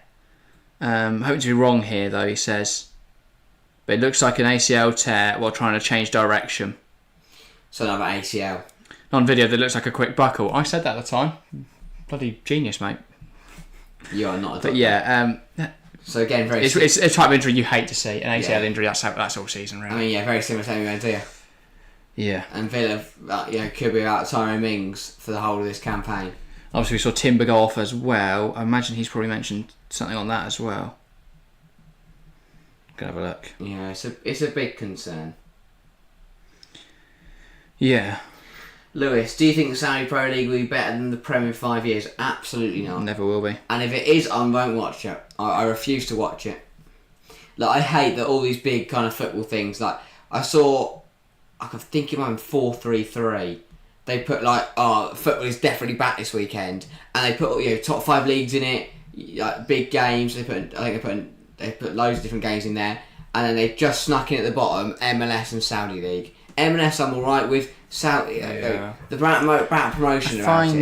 My biggest problem with it is I believe it to be just a completely obvious attempt at sports washing, and then you see these very reputable Instagram accounts, things like Sport Bible and 433 tweeting about it constantly, and I'm torn because on one hand I understand that's their job, isn't it? They've got to report on that because there will be people interested and they know that there is a market for that. But on the other, is it not their duty to not report on that? Because, well, it depends, obviously, where their morality lies. But personally, I don't like making videos about this. I don't like bringing attention to it because I just don't agree with Saudi Arabia as a sovereign state. I mean, it will never be bigger than the Premier League, but the day it is, I'll stop watching football. It will never replace. You can't buy history, and that's the thing. You can create a great league though, and I'll be intrigued to see whether they can do that because many countries have tried the same thing before. China, the most recent example, but we had Colombia in the 60s try to do it. That failed miserably. But so it's been attempted. In the MLS is probably close you got to it. Well, not even the MLS. We had before then the NASL, the other American league, where everyone that invested into it lost about £1 billion. So a horrible investment there. But I think it's been tried many times before and it fails. MLS tried to be that sixth league, one of the big leagues. It hasn't worked out yet. Yeah, no. But I think the MLS has a more promising potential than the Saudi league because they've got such a big domestic audience or could have potential audience there. But yeah, whether it works out for Saudi, I don't know. Well, I mean, we'll see. But I mean, it's not just the league; they're really putting money into Newcastle Football Club. Yeah. Speaking of, so do you agree with the Newcastle ownership? Asks Lewis. No. I don't agree that sovereign states should be able to purchase a football club. But also for Newcastle, for them to I agree. But my caveat with that is that no owner is going to be perfect. And at the end of the day, as long as their activities... I mean, I don't agree with their owners personally. I don't like their owners. That's quite an obvious thing. But I don't think that their actions should be blamed... Like, Newcastle shouldn't be blamed for what their owners do, necessarily. But I don't know. Do you know what I'd like to see? Like in Ted Lasso... not Ted Lasso. The show. I can't remember what it is now. It's a football show. What do I think about Jamie Johnson? It can't be Jamie Johnson. What is it? What do you mean? They basically protested about the sponsor on the front of the shirt. I don't know. It was quality. I know it's obviously a show. That'd be cool. Like if they protested, refused to wear the shirt. It's just not gonna. That's the problem. It's just not gonna happen, is it? No. In the modern day, the player will benefit from deals from Saudi as much as the club will as well, potentially. Yeah. So they're not going to protest that. It is Ted Lasso, says Gary. I might have seen a... We're halfway through watching Ted Lasso, so please don't give anything away. Don't give anything away. I think I might have seen a clip or two before I knew that I was going to watch it. Yeah, fair enough. But yeah. Yellowstone asks, how do I change the YouTube username? If you Google, you can probably find it easier than me trying to suggest it on a live stream. Yeah. But yeah. At least at this point in the season, Villa still have a chance to go out to get a replacement, assuming the owners have money to spend, that is. Yeah, they've got money. NSWE have definitely got money. And they're still, I would say, margin the FFP. Because you've got to remember that Grealish shell at 100 million. I know they brought in players, but if you look at the 3 players they signed for 100 million, they've already sold Ings again. Yeah. So they're probably all right there. Is Grealish out of the 3-year period yet? Not quite. No, he's 2021, wasn't he? Oh, yeah, sorry, I was thinking 2020. But no, he was still at Villa during the Euros, wasn't he? So, yeah. We've still got another 2 years until they need to really worry about FFP. Yeah. And even then, they've not been running a heavy loss over the last 2 summers, so they should be all right. But yeah. Nick Nack asks, are you guys watching the Bundesliga Super Cup later? I probably will. Probably stick it on. Probably watch it while I watch something else, but I will definitely Who's going to win? I'm intrigued to see Kane start. Will he play? Well, potentially. People have said he may well be playing. I love it, though. 14 years at Tottenham, never won a trophy. Could win it on his first day as a Bayern player. It would be funny now if Bayern don't win anything. Well, it would be so funny. I know who's going to complain. If Bayern don't win anything, who is there? Like, apart from Bayern fans and Harry Kane, who's probably his wife and his family. Especially if Tottenham do like a domestic treble. His wife would be furious. He doesn't win anything. Their whole family had to up and leave to Germany. And he doesn't actually do anything. Yeah. Doesn't score a goal. Gets injured. Do you think there's a genuine chance Kane does flop, or is it just sort of a nailed on he'll do well? I'm not even going to answer that. It's fairly nailed on, isn't it? Harry Kane, the Bundesliga, a team that usually piss it every year anyway. They basically just replaced Lewandowski and look at the goals he scored. I mean, I think Kane's better. Comparison. I think Kane's better. I was going to say, who do we think is the best out of those? Lewandowski hasn't done it for me on the biggest stage. Yeah, okay. Well, I mean, he won a Champions League trophy, so I don't really know what else you want him to do. Yeah, but that was rubbish. a rubbish champion. He's won 2. Yeah, No, he wouldn't. Was he at Bayern 2014? I thought it was his first year, 2013. Oh, it might have been. Or did he leave after losing it in a Dortmund shirt and join the opposition? That might have been it, actually. That's the thing, I do look at the years that Bayern got to the final. They've had not weak opposition, but it's hardly strong. PSG with Mbappe, Neymar, Messi, get out of here. Honestly, they were. I saw someone say this, like how much of a letdown that front three was. The things we thought that front three could do, and now Messi's left, Mbappe's leaving. Everyone said at the time. At least I said at the time. You're signing an old Messi and 2 arrogant players. It's not going to work out. None of them move enough. None of them move enough at all. So yeah. And Messi looks like the Am Great fan over in America. Imagine if Ange pulls off a miracle and Spurs win the league. Oh, honestly, I'll go bald. You'll be so stressed. Your hair will fall out. I can't watch Tottenham win. I can't watch Tottenham win the Premier League. I think Tottenham will win a trophy this year. It's my bold shout. Which one? Carabao Cup. They've got no European football. They might as well just throw everything at that. Try and win it. Because the other 7 teams have got European football. Especially since the others will be going. I think a lot of other teams will be going deep in Europe. I think that City will have a much more difficult fight for the league and may then have to rest up in other competitions. Even teams like Aston Villa and Brighton should go deep in the Conference League and Europa League. Exactly that. I think that the cups this year, Chelsea have to win one for me because there's no excuse. What are you resting for? But now being at home in the FA Cup. Exactly. So for me, Chelsea have a very good chance at Europe and of getting win a cup. Of getting European football and winning a cup this season, just because they have so many less games. And Chelsea don't win a cup, that's going to be 2 years out of trophy. Yeah. Obviously, top 5 will likely get Premier League football this summer. Next season. Champions League Top 5.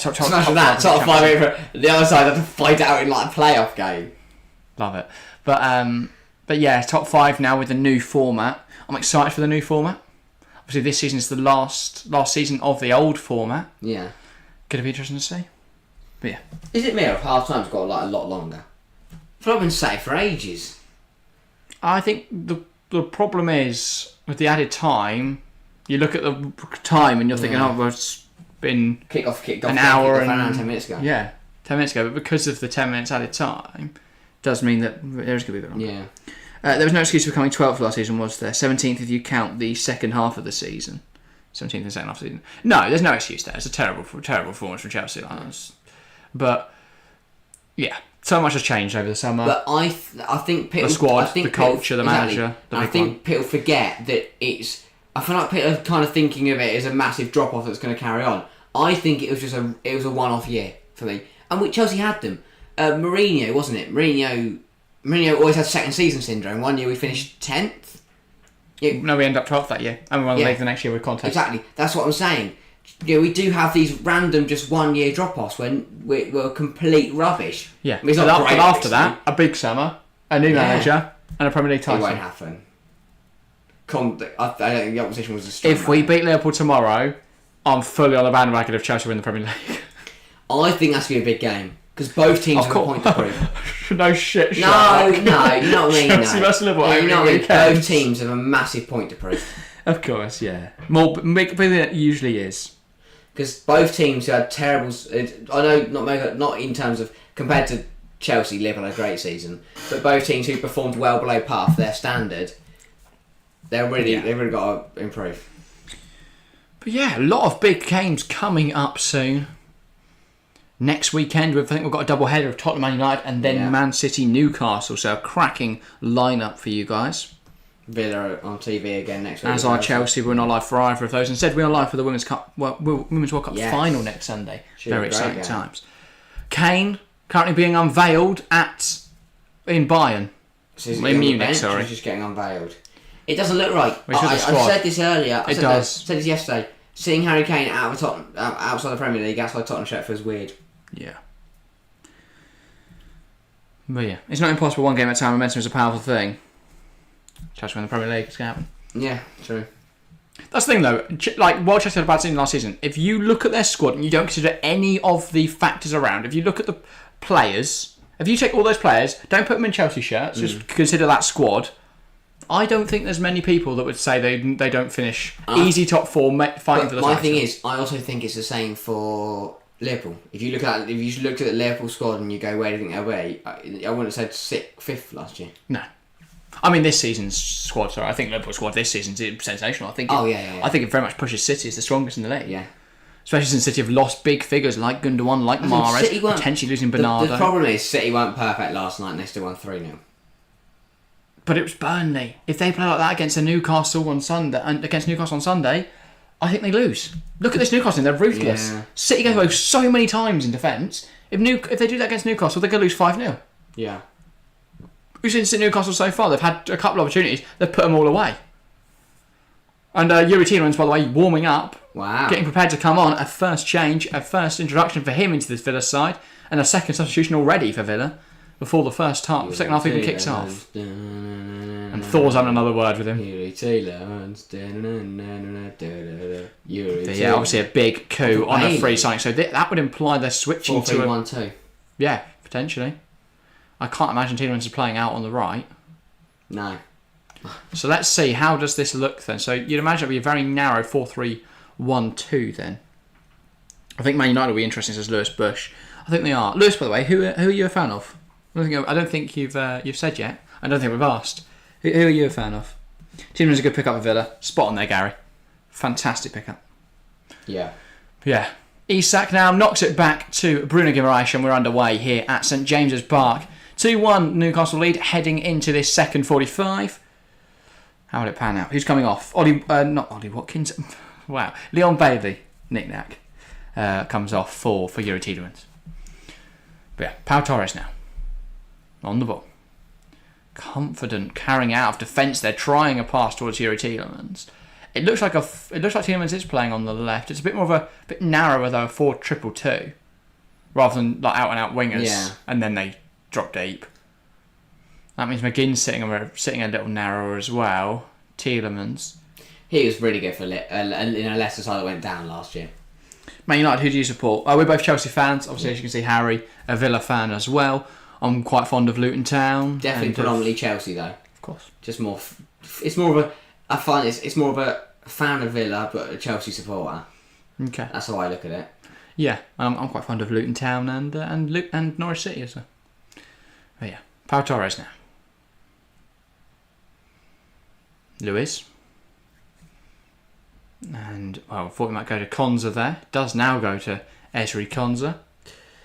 So it'll be interesting to see Yuri Tielemans in claret and blue, how he gets on. He didn't have a great season last year, but to be fair, no one in Leicester did. So I think he shone in that Leicester side because Leicester is horrific. And he missed a fair bit through injury, and then I think he was dropped in favour of other players, considering he'd be leaving, and that whole situation was still quite contentious. But yeah, if Means is out long term, they'll have another they'll need another defender, I imagine. Got a month plus half to sort that out. So half a month, yeah, it's okay. That makes more sense. Not till mid-September. Yeah. Or October time. But no, yeah, half a month. They could definitely find someone if he is out for the season. Which is, is a loan move a possibility? Depends who. I think of a young defender right now who could do with a loan move. What about cash into it? Has Sumia Koulibaly at Dortmund been given got a loan move anyway? Because I think he's a real raw talent but a good player. The problem is it's hard to replace Mings because his leadership qualities as well. Yeah. I don't know. Would you target Sergio Ramos on a free then? No. Really? No. You're telling me you're turning down the opportunity for Sergio Ramos to come to Villa Park? Maybe not. Yeah, exactly. That's bollocks, mate. I mean, unless Callum Chambers is fine as fourth choice. He can cut it against Alphabet FC in the Conference League. Yeah, but he'll get minced by Haaland. Okay, well, he won't play against Haaland then. Okay, well, so Pau Torres goes off injured. Yeah. Diego Carlos, another horrible injury. Callum Chambers is starting. No, that's not... come on. There we go. Do you think Amrabat will be good in the Prem? Yeah. He will. In my opinion. Why do you think not? I don't know. I think, again, it's just a bit of a well-cut hero. Same Bruno. Bruno looked crap for Sevilla. Yeah, but we watched the Conference League final and Amrabat was sensational, so I don't know what you're waffling about. He's also been excellent for a Fiorentina side that aren't that great at football. Fiorentina. What's your point? Not really good. And he still looked good, so surely that's a positive, not negative. I don't know. For me, everyone gets minced by Haaland. You are right there, Nick Nack. Everyone does get minced by Haaland. For me, Amrabat is a really good player. Good, very energetic, good tackler. He's also got a really nice range of passing, really good in the build-up phase. For me, I think, I think, though, my only question is, where does that leave the composition of United's midfield? Because can you start Amrabat and Casemiro? No. Maybe. It feels very, very defensive, but maybe that's exactly what you need, a double pivot there to really allow the attacking players to flourish. Especially since Amrabat is a decent creator as well. Like, he picks up the ball, he can spray those passes, pick out players like Bruno Fernandes, like Mason Mount, like Jadon Sancho, Marcus Rashford, balls over the top into Rasmus Højlund. I think, I think he would be a good pick-up. Yeah, maybe. Too many clout blue teams in the Prem at the moment. West Ham, Burnley, Villa. Should we just bin one off then, Gary? West Ham. Relegate West Ham.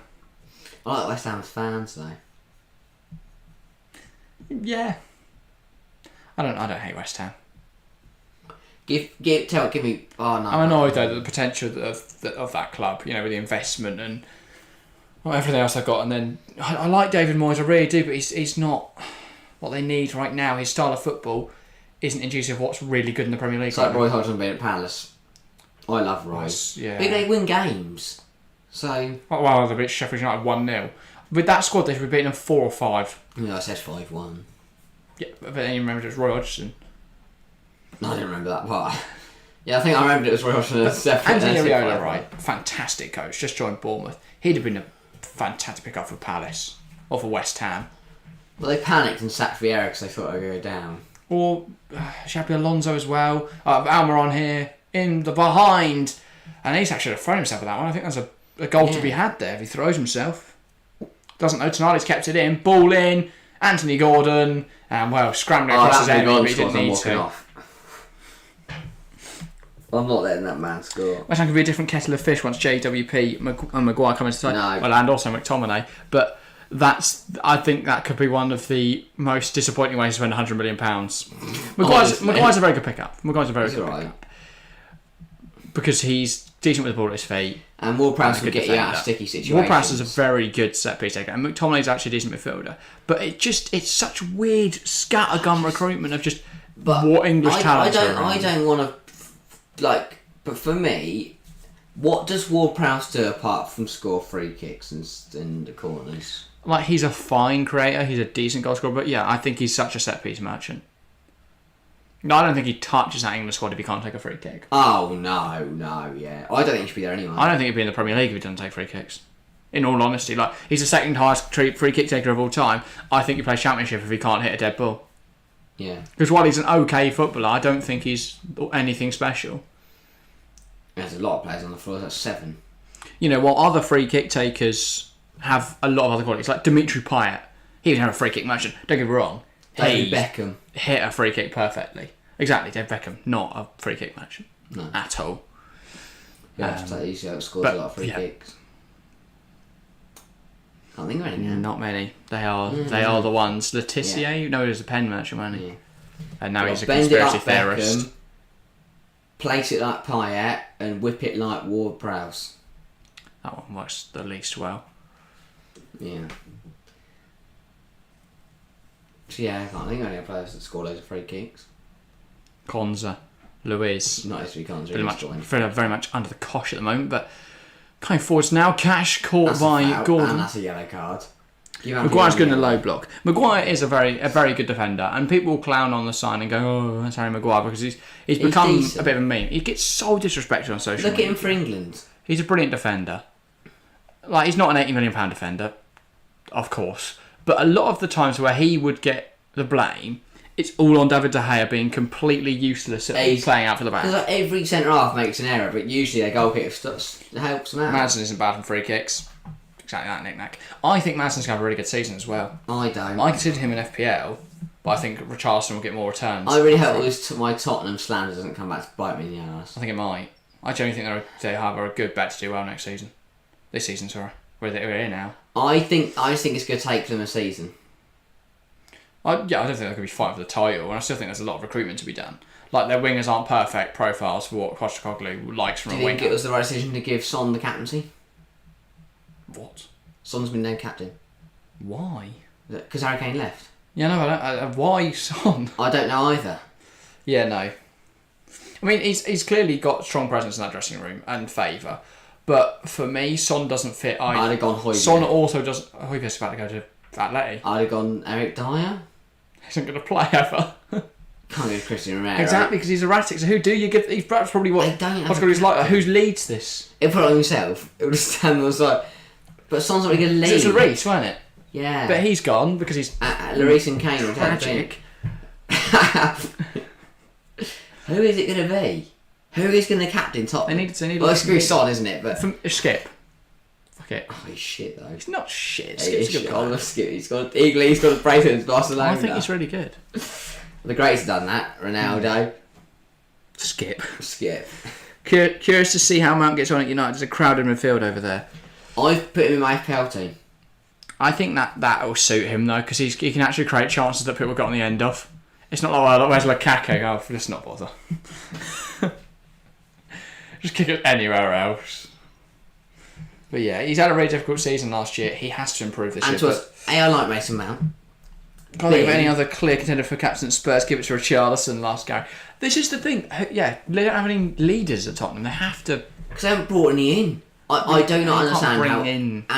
But I don't understand how Ange Postecoglou is going into this season with a back three at the moment of Van der Ven, Dyer, Why don't we and have Romero. back three? Back two, Van der Ven and Romero. With Dyer as his only backup before Tanganga or Rodon start getting shouts.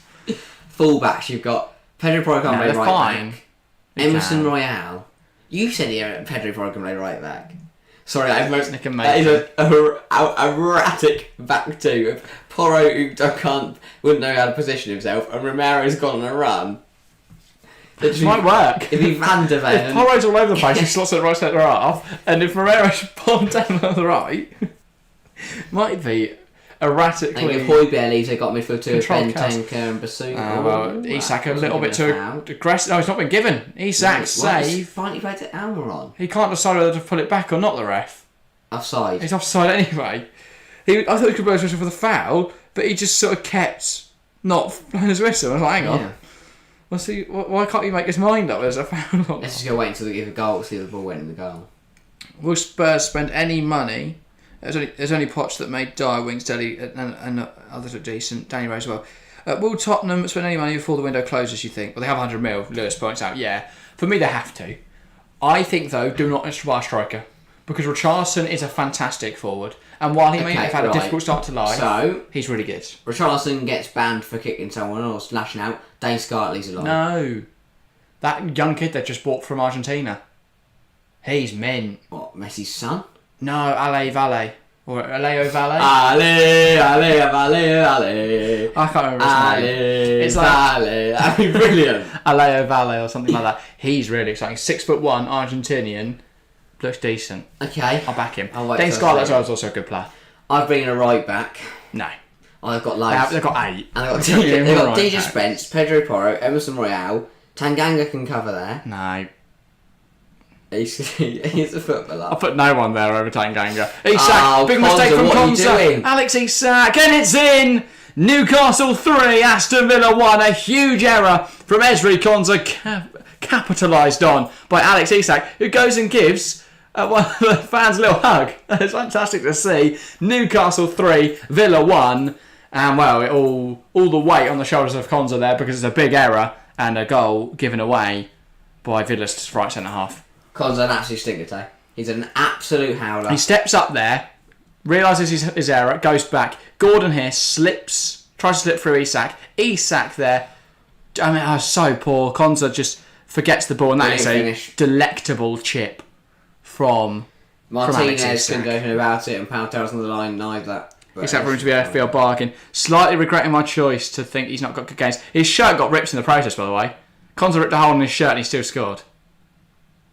Look there. He ripped his shirt open. So he's going to have to go get a new shirt, Isak. Or just play on with a hole.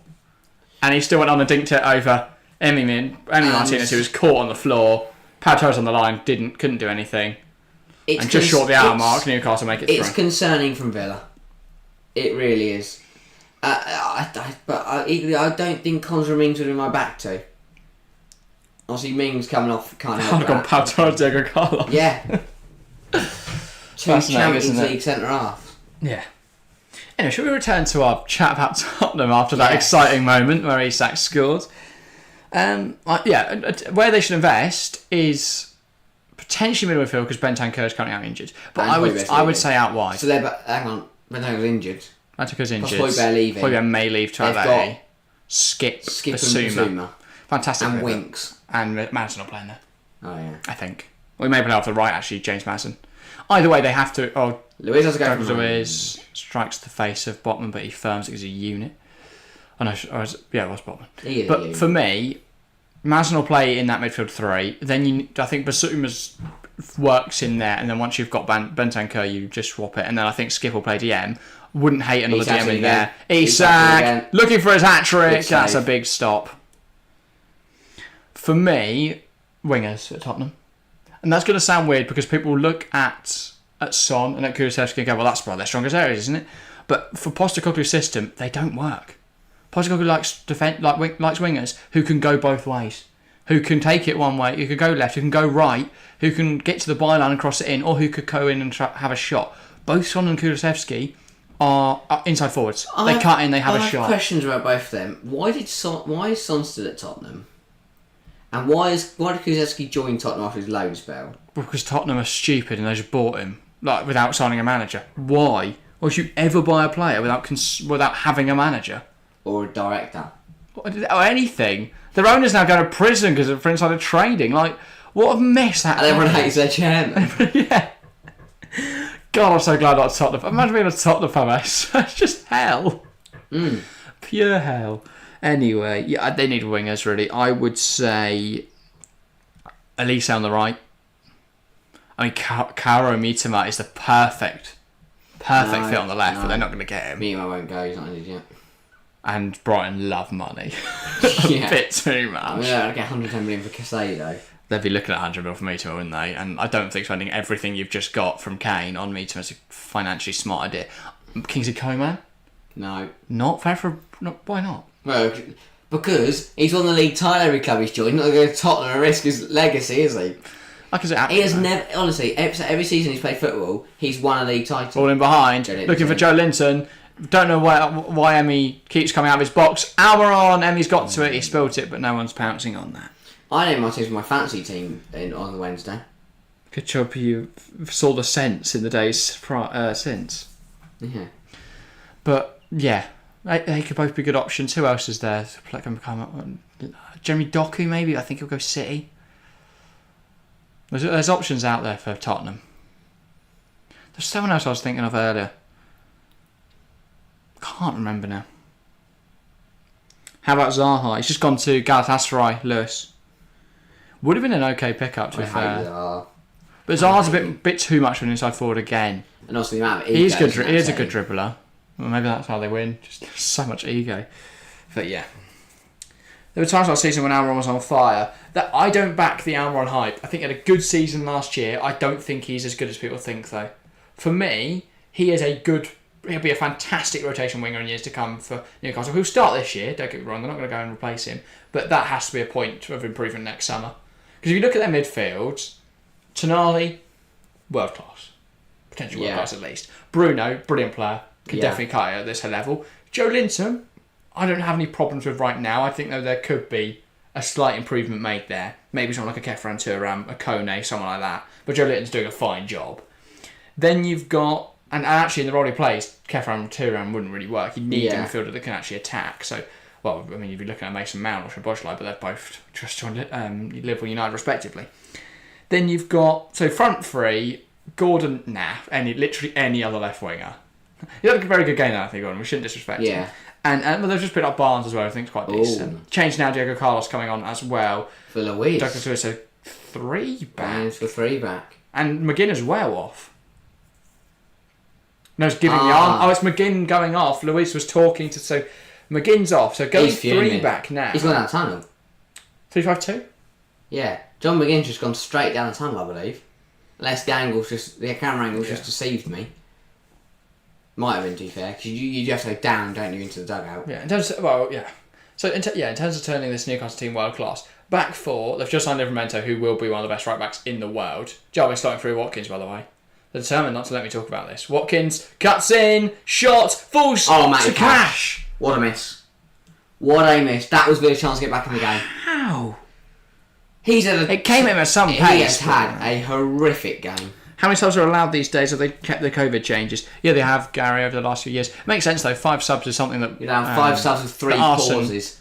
3 stoppages, I think they called them. Bossy half-time doesn't count as a stoppage. Pause, guys. We're making a sub. But what a miss from Matty Cash. Oh, wow. Should have scored. That should have been He's an howler. Him and Gonzo had a horrific He should have been taking clean sheet points off the Newcastle defenders there. Not clean sheet points.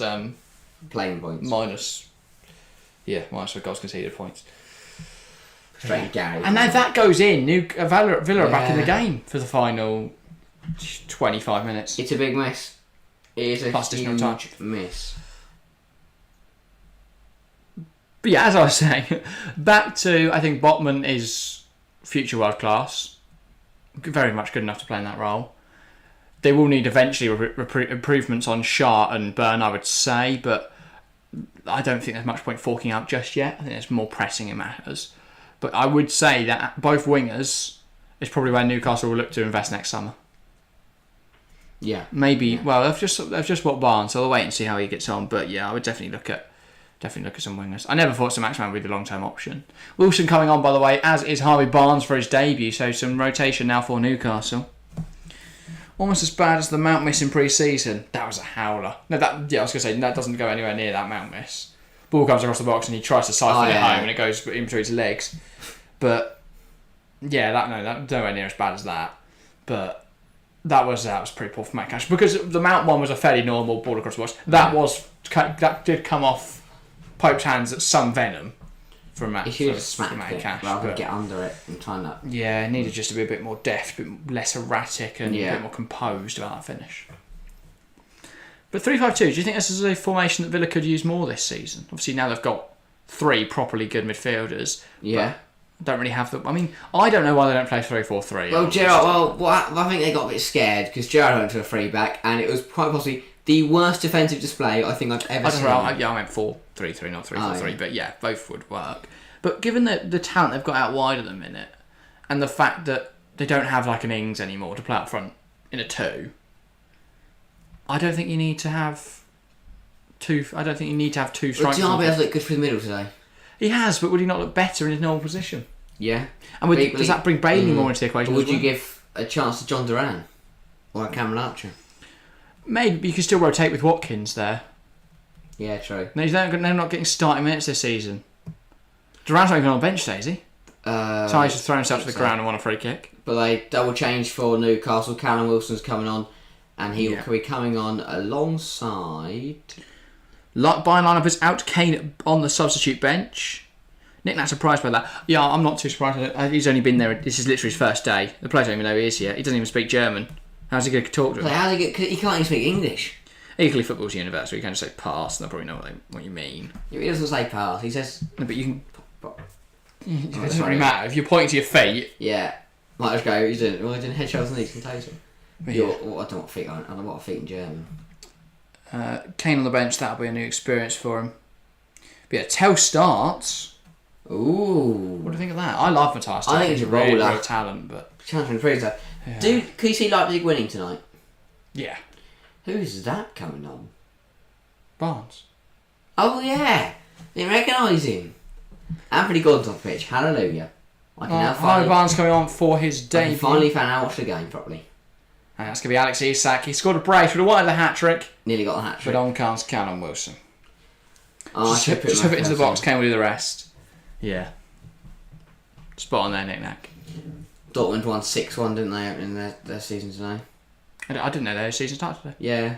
That's good to say. They battered one of the new Why do they have the Super Cup then the same weekend? Because that means that presumably only 8 games will happen. 7 games in the Bundesliga because they only have 18 teams.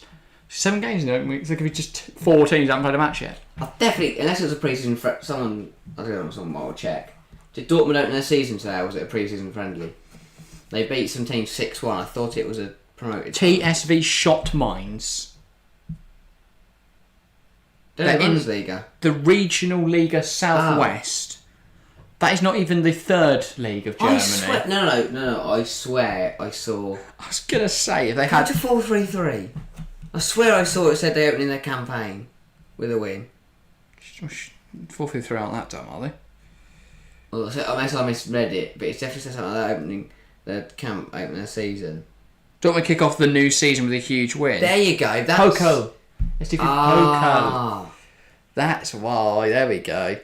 Explanations. We've solved it. Solved the mystery. Yeah.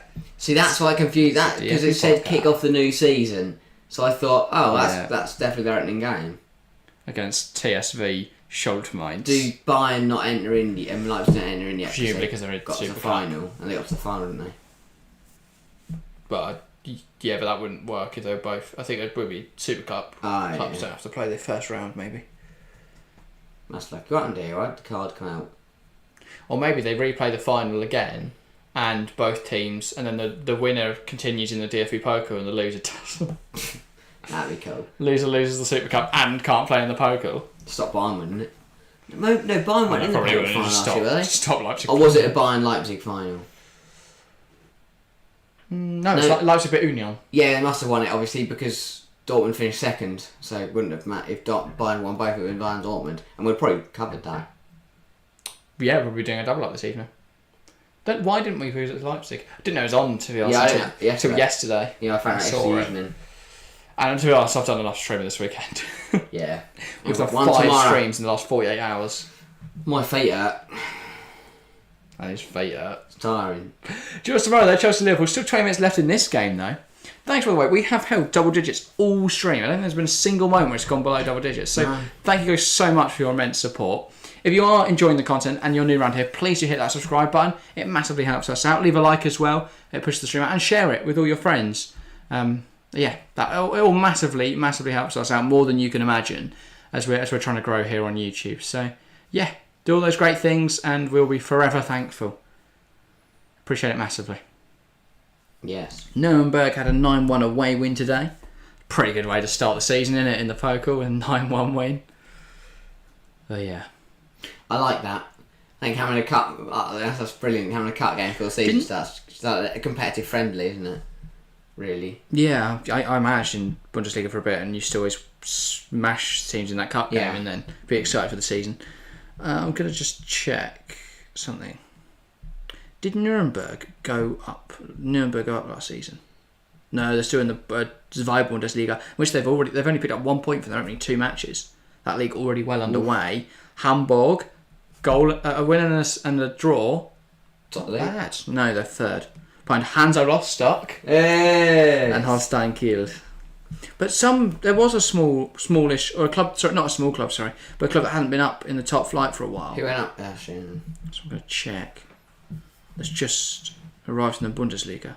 Some crazy scorelines. Leverkusen 8-0. Kane's going to score. Darmstadt, I think, is who I'm thinking of. TSV. Yeah, very similar to TFC. Yeah, they got promoted just against the odds, I think, on the final day. Heidenheim might be it as well, actually. 2 clubs you don't really expect to be up there, no? In the Bundesliga. Yeah. Bad. They won the Zwei Bundesliga last season. Wow. And they all came up with, I think, was it Werder? I think they were down there, no? Don't know. Yeah, they've come Oh, no, up. it was the season before that Werder were down there. I don't know who else came up then, because the rest of them all look like Bundesliga clubs. Should look at the Bundesliga 2 from last year.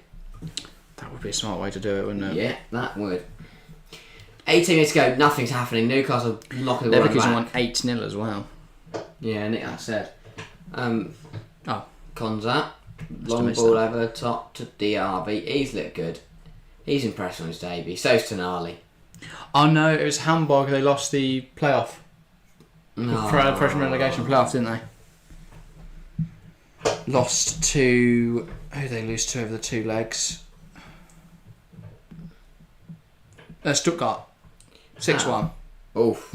Not great, really. No. 3-0 first leg, 3-1 second leg. Not great. Come Villa. If that thing is, this game is completely different, that Matty Cash chance goes in. Some crazy scorelines. Kane's going to score Butlers. Oh, it's the cup. Yeah. No, I don't think Kane's going to be scoring 9 in the Bundesliga every week. But yeah. I think it's to enjoy quite a good season, obviously. I'll say Bundesliga, quite a high goal scoring league. The play out there is very fast. Yeah. Very flowing. And defences aren't as strong as say, the Serie A, the Prem. Good save from Pope. Actually, last season, defence was shocking. What's the Pope's in green? He was in yellow last year, wasn't he? Okay, good. Well, now that we've established what colour Nick Pope's playing in, we can enjoy the season. That's quite a yellowy colour, no? That's green. No, that is not green. That is green. That's a very murky yellow, but it's yellow. That's not pesto colour. If it was green, he'd blend in with the grass. He doesn't at all, look. No, not green. It's yellow. It's light green. Oh, flicked on my Jack. car last time. What colour is Nick Pope's kit? It's Yellow green. or green? It's green. Or whatever colour you see as. But I intend to dish out a fair few thrashings here. Okay. Even to I say Darmstadt and Heidenheim now join the league. Expect them to be on it. Nah, it won't be anywhere near 11, but... You never know, do you? I think it was Darmstadt. I watched the video on there. It's like a remarkable rise. Like a story similar to like Luton's. Yeah. Wrexham? It's got a load of money in the National League. That's not a great story. How do they do Lewis today? Bush says yellow. Nick Nack says green or yellow. Not helpful. It's green. It's not green. You're colourblind if you think that's green. No, because I can see that the grass is green. It's just a light green. I'm sure you can tell the colours are different. Barnes.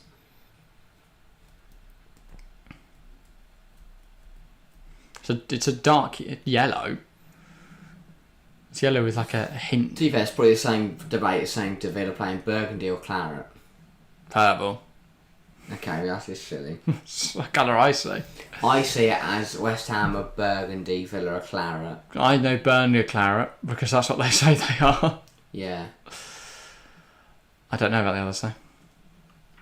I think that looks a bit more West... No, I don't know. West Ham are bubbles. They should just wear a bubble, wouldn't you? They are pretty much this year. No, I mean like why big Zorbos? I think though their away kit should be white with like light blue bubbles on, like because they usually have a white away kit. Yeah. That looks so good, like proper nice detailed bubbles. And they stand out more on that shirt. On the home shirt, they've got those small bubbly details on the shirt, which I like. I like nil touches like that. Could have done the same thing with your I only remember because for some reason I saw, I think it was yesterday before, video of the last ever Fair Blown Bubbles at the bowling ground. It was brilliant. Yeah. Newcastle coming forwards, by the way. Harvey Barnes knocks it across. Callum Wilson, and that's 4-1. Offside. It's a flag up. Yes. No, it isn't. No, it's not. He embraces Harvey Barnes, and that's Newcastle 4, Aston Villa 1. Do we have to have serious words about this being a shocking performance for Aston Villa? Yes. Because they're losing 4-1 to a side that they should be competing with in the Premier League. He's offside. He's offside. Offside, yeah. Barnes is off. I don't know what angle I was trying to get by doing this. So not in the stadium, it doesn't help. Barnes is off. Get the VAR out. Knocks it across, and Wilson, an emphatic finish over Emi Martinez. Just don't think that's going to count, though. Nope. Not even sure they need the lines for this one. That sleeve is going to be close to the rear boot of Pau Torres. They're now checking whether Wilson is in front of them. I think this is on. Yeah, it's on. Yep. Newcastle 4, Aston Villa 1. Who said 4-1? Oh, I want to say someone didn't they? Yes. Was it Bush? Was it Lewis? Can't remember. I'm going to have to go back now to start the stream.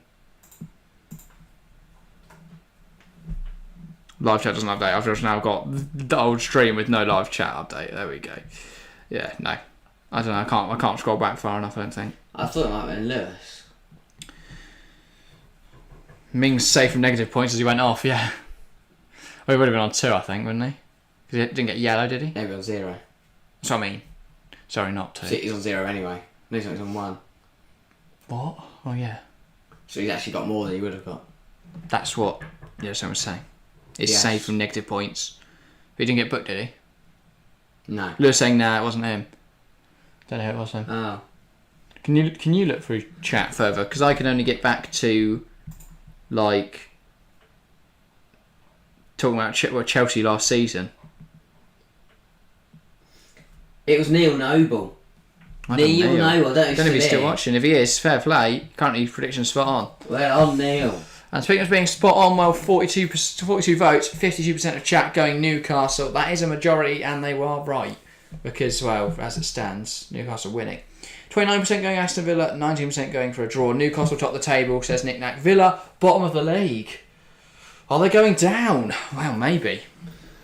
Well, no, they're just better Burnley, right? Because they scored. Yeah. The thing is... It's another, they're in trouble. The thing is for Villa... So if that Matty Cash goal goes in, this is a completely different game. Because that would have been 3-2 half an hour ago. Wilson. Oh, silly now. Silly. Cons by Emiliano Martinez. Shat on. I think the decision to go 3 back was interesting. It must be something they've worked. Well, it's also something that they'd go, well, we're 3-1 down in this game. Might as well try something. What's worse than we do 4-1. Yeah. Or 5-1 potentially if they keep it at this rate. But yeah. Wilson goal, Harvey Barnes assist. That's the only thing, right, with the Wilson Isak thing in FPL. Obviously, I don't really like either because you don't know who's going to play. Why not both? But they both score because they're 8 mil assets, Harry. I'm not saying there's 16 mil when only one of them can start. But they could both score in the same game. So even if you do have one who doesn't start, they could still come on and get involved. Yeah. So maybe it's worth it. Tielemans. Didn't you? I definitely need to have a Newcastle asset if they're going to tear teams apart like this. Come back? Can't remember. Presumably when the UCL actually is. I mean, they're not even on the draw yet, so I don't know who you're going to pick. Yeah, true. Some of the clubs aren't even in it yet. They're still doing qualifications. Yeah. So it'll probably be early September time after the draw. When is the draw, by the way? Potential stream? No. Why not? Because it takes 4 hours. And? Good they fun. just sit there and just talk. Equally, if they're in again, Newcastle, Barnes looks across to Wilson. Oh, and he skied it. He's missed an blocked by Torres. I was going to say, he's just smashed over the bar. Barnes took too long. He should have just gone alone. Anyone saying shaking his head. Because he's like, what on earth is going on? Didn't get that Ezri Konsa again. Miles out of position.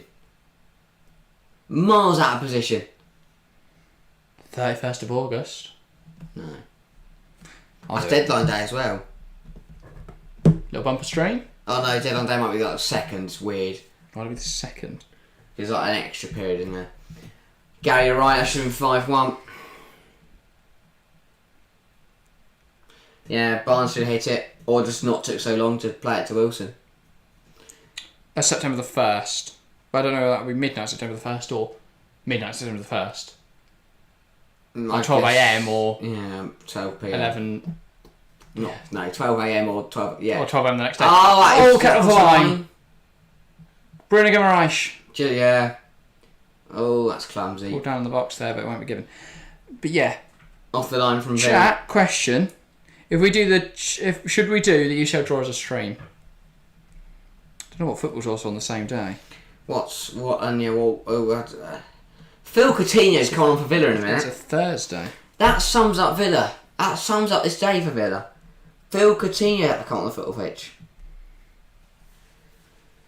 Alongside... That's not much. Do you think there's a way back for Coutinho? Definitely. After watching his performance today, I think anyone could get a chance. Fair enough. But yeah, group stage draw, 31st of August. Could be worth it. Champions League draw. Well, we did the World Cup draw, didn't we? Before the Men's World Cup. Ages. That took an hour. That was a good stream, though. I enjoyed it. It was a good chat. Yeah. If we knew you'd not turn up for it, it would do it. Because we don't end up talking to ourselves. Continue off to Saudi, says Nick Nack. Yeah, maybe. I don't know. Probably. Doing a stream of men picking balls out of a bag. Nah. Okay, Gary. I'd be afraid of that. Who did it really? Who was really? Yaya Toure, quality. Yeah. That took too long, to be fair. You just got to add 30 minutes on from whenever they say they're going to start the draw. If we don't start streaming until the start of the draw, you could do a post-draw analysis, I suppose. Exactly. So during it, it's just like, he's been picked out of the hat. And laughing at all the shit things that happen, and all the funny moments. Yeah, exactly. I think it'll be good fun. Need Amron to score for FPL, says Lewis. I can see it happening. I'm not backing Amron to do well this season. I should have put Isak in. Sorry, he was so good for me last year. UCL draws usually pretty quick. Yeah, it's not as faffy in the Villa because it's not as prestigious as the World Cup, which only happens every off the line from Ollie Watkins. Bonus points for everyone that's got him potentially. I've benched him. I think it's going to matter how he's going to get bonus points for that when they're 4-1 down. Jacob Murphy and Sean Longstaff are coming on. Why is Sean Longstaff coming on the Premier League in 2023 when they could bring on Elliot Anderson for some minutes? I like Sean Longstaff. He's going to score now and I'm going to cry. He did well last season, to be fair. Anderson's still clear, though. 4-1. 4-1. 5 minutes left in this game. It's really poor. And there are cars is joking. What's going on here? Chris Lewis and Joe Linton sharing a drink. Brazil teammates, of course. And Sean Longstaff is coming on for... No, that is Amron off for Murphy, I think. Bruno Guimaraes off the field as well for Sean Longstaff.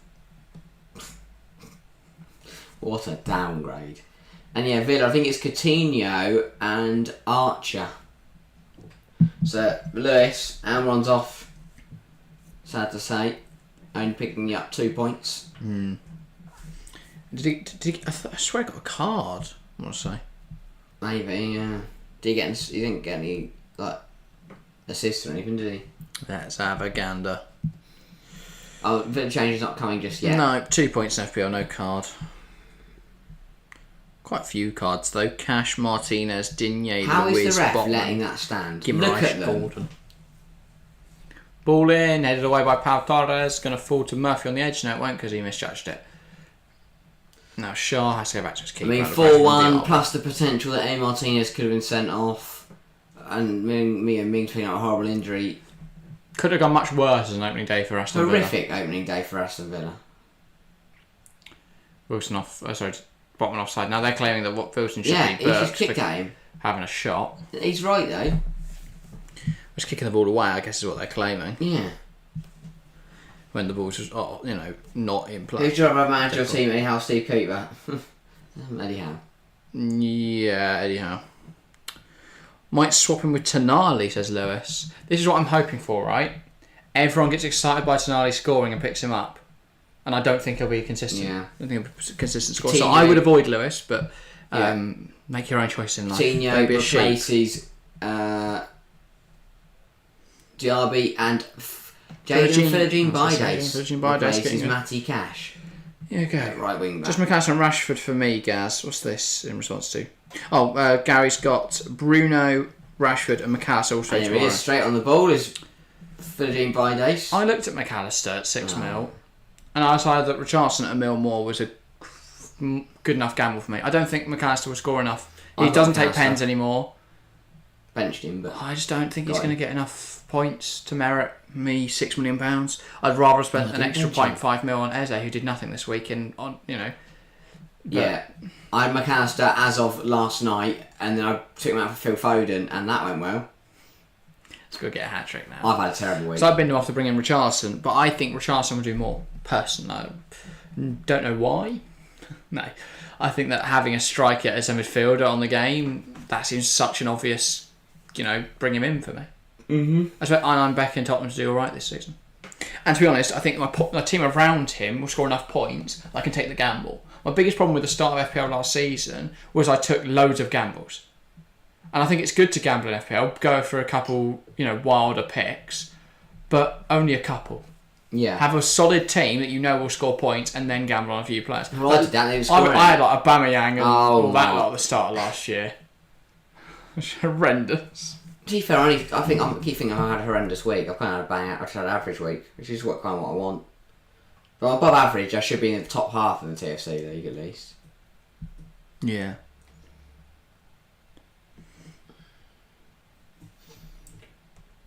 Yeah, just talk about Eddie Howe getting bought in the Premier League. Also, this is fascinating, right? So Harrow Borough, they are I believe a 7th tier potentially team. Yeah. They last week they won a lap and lost due to a 97th minute winning equaliser. Yeah. And then a 98th minute winning goal. This week they were 2-1 down and levelled it in the 99th minute. Their fans have heart attacks. But also, what the Christ is going on at these games? Yeah. That they're having got so much time. But yeah, you get to the end of the game thinking someone's won. You never know with Harrow Borough. Coutinho passed it to the ghost of Christmas past. I might put Richarlison. Again, don't just copy me because I don't want to be blamed when it all goes wrong. But I think he's such a good asset. I'd also think Maddison at Tottenham though could be good as well. I almost went with Salah but decided to spread the money out, but difficult to have Harden and Salah in the team. It's definitely doable. I hate having a weak bench. It's just a personal thing. I don't like having a weak bench. Tielemans, Coutinho. And for me, Saka will score as many points as Salah this season. So I don't really see this point in 4 mil there when I can have a good bench and feel more comfortable than, spending 12.5 mil on Salah and not getting a lot of worth. I didn't think that's Salah. Like, not 1 second I think that's Salah. I did try to shoehorn him in one moment. But yeah, or I'd have to get rid of Rashford and then go cheap everywhere else. And I just don't like that. I think I've got Saka, Odegaard and Haaland. I'm already going to have to go cheap at some point to bring Trippier in. I can't justify Trent because I don't think 8 mil defender's really worth it. He wasn't even top scorer at midfielder last year. And Newcastle have completely opened it up again. Squash from Pau Torres. Harvey Barnes in behind. This should be an easy finish. Slides it past Emi. Scores on debut. Newcastle 5. Aston Villa 1. He does the Harvey Barnes celebration of an archer releasing an arrow. I don't know. But fantastic result for the two. 5-1. A crushing victory. Newcastle top of the table. Villa slipped to bottom. All comes from Tonali winning the ball. Then Torres gets completely lost trying to challenge Jacob Murphy. Murphy then slides through an unmarked nowhere again. An unmarked Harvey Barnes, Cash is nowhere to be seen, Konza's nowhere near him, he opens it up, and on his right foot blasts it past Martinez, who gets a touch on it, not enough though to keep it from going in. Goal on debut for Harvey Barnes. Newcastle United 5, Aston Villa 1. But yeah. Why are Villa playing such a high line? They're asking for trouble, aren't they, in this game at the minute? Lewis saying, my bench is Bowen, Alisson, Shot and Jesus. That's an incredibly strong bench. I don't know why you've got Jesus. Jesus is out for at least a month. That doesn't seem very smart, Lewis. Tonali's off. Alisson on your bench. Tonali now coming off. He did pick up a yellow card as well, presumably for walking off slowly. But Alisson on your bench, Lewis?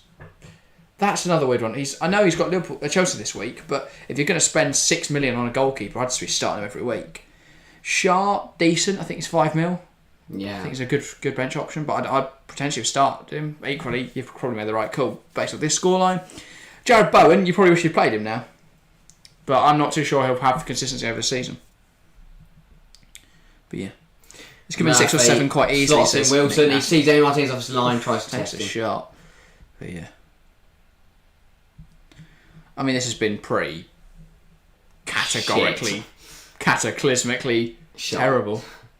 Or as you put it, shite. It is been. I mean, we'll probably break it down more in the pod, but poor. Right? Yeah. You're lost for words. I'm more stunned if anything. Reminds me a bit of that Tottenham match. One time to be a Newcastle support. It is pretty much a Tottenham match. They just spread the goals out. It just seemed like it felt. First half was really competitive, really close, and then second half. Newcastle had 3. Villa have been opening up way too easily. I mean, at the moment we've got a centre back partnership of Cash has been crap. Cash probably had one of the worst players in lost. Konza They just moved to right back without doing even worse. looks like he's having a cardiac arrest while playing football. Pau Torres. And there goes down Digne's on a free kick. This is Pau Torres' first time in the Premier League, and he's been treated to an absolute barnstormer from Newcastle. I also slag off Cash for the Barnes goal. He's not on the pitch. Virgin Bayer is currently a right wing back. Why is he right wing back? I do not know. He's not a right wing back. He's a winger. But that's the problem. Unai Emery sits down. I think he's going to have to go sit down somewhere else. The drawing board. Get back to it and have a little think, because this has been poor. The attacks have been strange. I think it's right there, Nick Nack. And this is my question: is Unai Emery a fantastic cup manager? He's really good at getting results. He's really good at getting results over the line against sides that they shouldn't really be beating. But this is a full Premier League season now, where they have got a strong squad, where they've got a team that want players that can play football really well. But I have questions like, why did Tielemans randomly come on at half time? Yeah. For McGinn. What happened there? What did McGinn do wrong? Unless he went into that change room and told Wasn't McGinn. Bailey. Yeah. It was. I don't know. I don't think Bailey was horrifically crap. Don't know what else happening there. Pope flying himself around. Newcastle defenders flying in the air. I mean, you could be right. It was a close game until Ming came off, and then the second half, Villa just looked lost at the back. Pushing up the pitch, leaving themselves exposed, and Newcastle have exploited that space in behind really well. Embarrassing, really, for a side that wanted to push on after getting European football last year. It's such a fairy tale run when Unai Emery came in, to being absolutely torn apart. This is why I didn't put Villa too high in my predictions. Some people are saying they're going to get Champions League football. You are off your rock. I did do that accidentally. Because you went 5th and then realised that would be a Champions League spot. You are off your rocker if you think that this Villa team are going to get Champions League football with Unai Emery in charge. But sure, you know what? Predictions are there to be made. Here comes Newcastle again. It's an absolute overload. It's an absolute overload. I think, remember 2 years ago when Aston Villa just signed, I think they signed Leon Bailey, Danny Ings, and Buendia for a combined 100 mil and replaced Grealish. And people were going, wow, this is a ridiculously good window. They're going to, soar up into champions. They're going to be so good. And then they're just sort of bit crap, almost got relegated, but were fine. Jack Grealish saved them the last days. That's the year before. But they ended up like 14th. Then last season, everyone was like, they're going to be shite again. They didn't really do a lot. They didn't really do a lot in the window. And then Steven Gerrard they were just crap. He went. Emery came in at World Cup time, and they were good. Party time. But Emery's very much a cup manager, and I think they treat that second half of the season like every game was like a cup match, like a knockout game you can't afford to lose. But this is the start of a new season, and you can't act like that. It's a bit like Tuchel at Chelsea. Wilson's in behind a fantastic tackle from Konza, who's had a tragic day. That's our full time. There we go. Newcastle United 5, Aston Villa 1. A horrendous showing by all accounts for Villa today. A really, really shocking performance, and I don't think there's any excuses to be made. They were not good enough today. Newcastle exploited them. They had a fantastic day. Harvey Barnes on debut looked quality off the bench. Tonali was sensational. Tonali was brilliant. Isak was despite the rip in his shirt. And Matt Target, obviously as an ex-villain, just sat on the subs bench for 90 minutes and watched his old team get torn apart. Player of the match. Who are we going for? Harvey Barnes. I know he came off the bench, but it was magical. Okay, goal and assist, fair enough. I'm not going to go Tonali, I'll go Isak.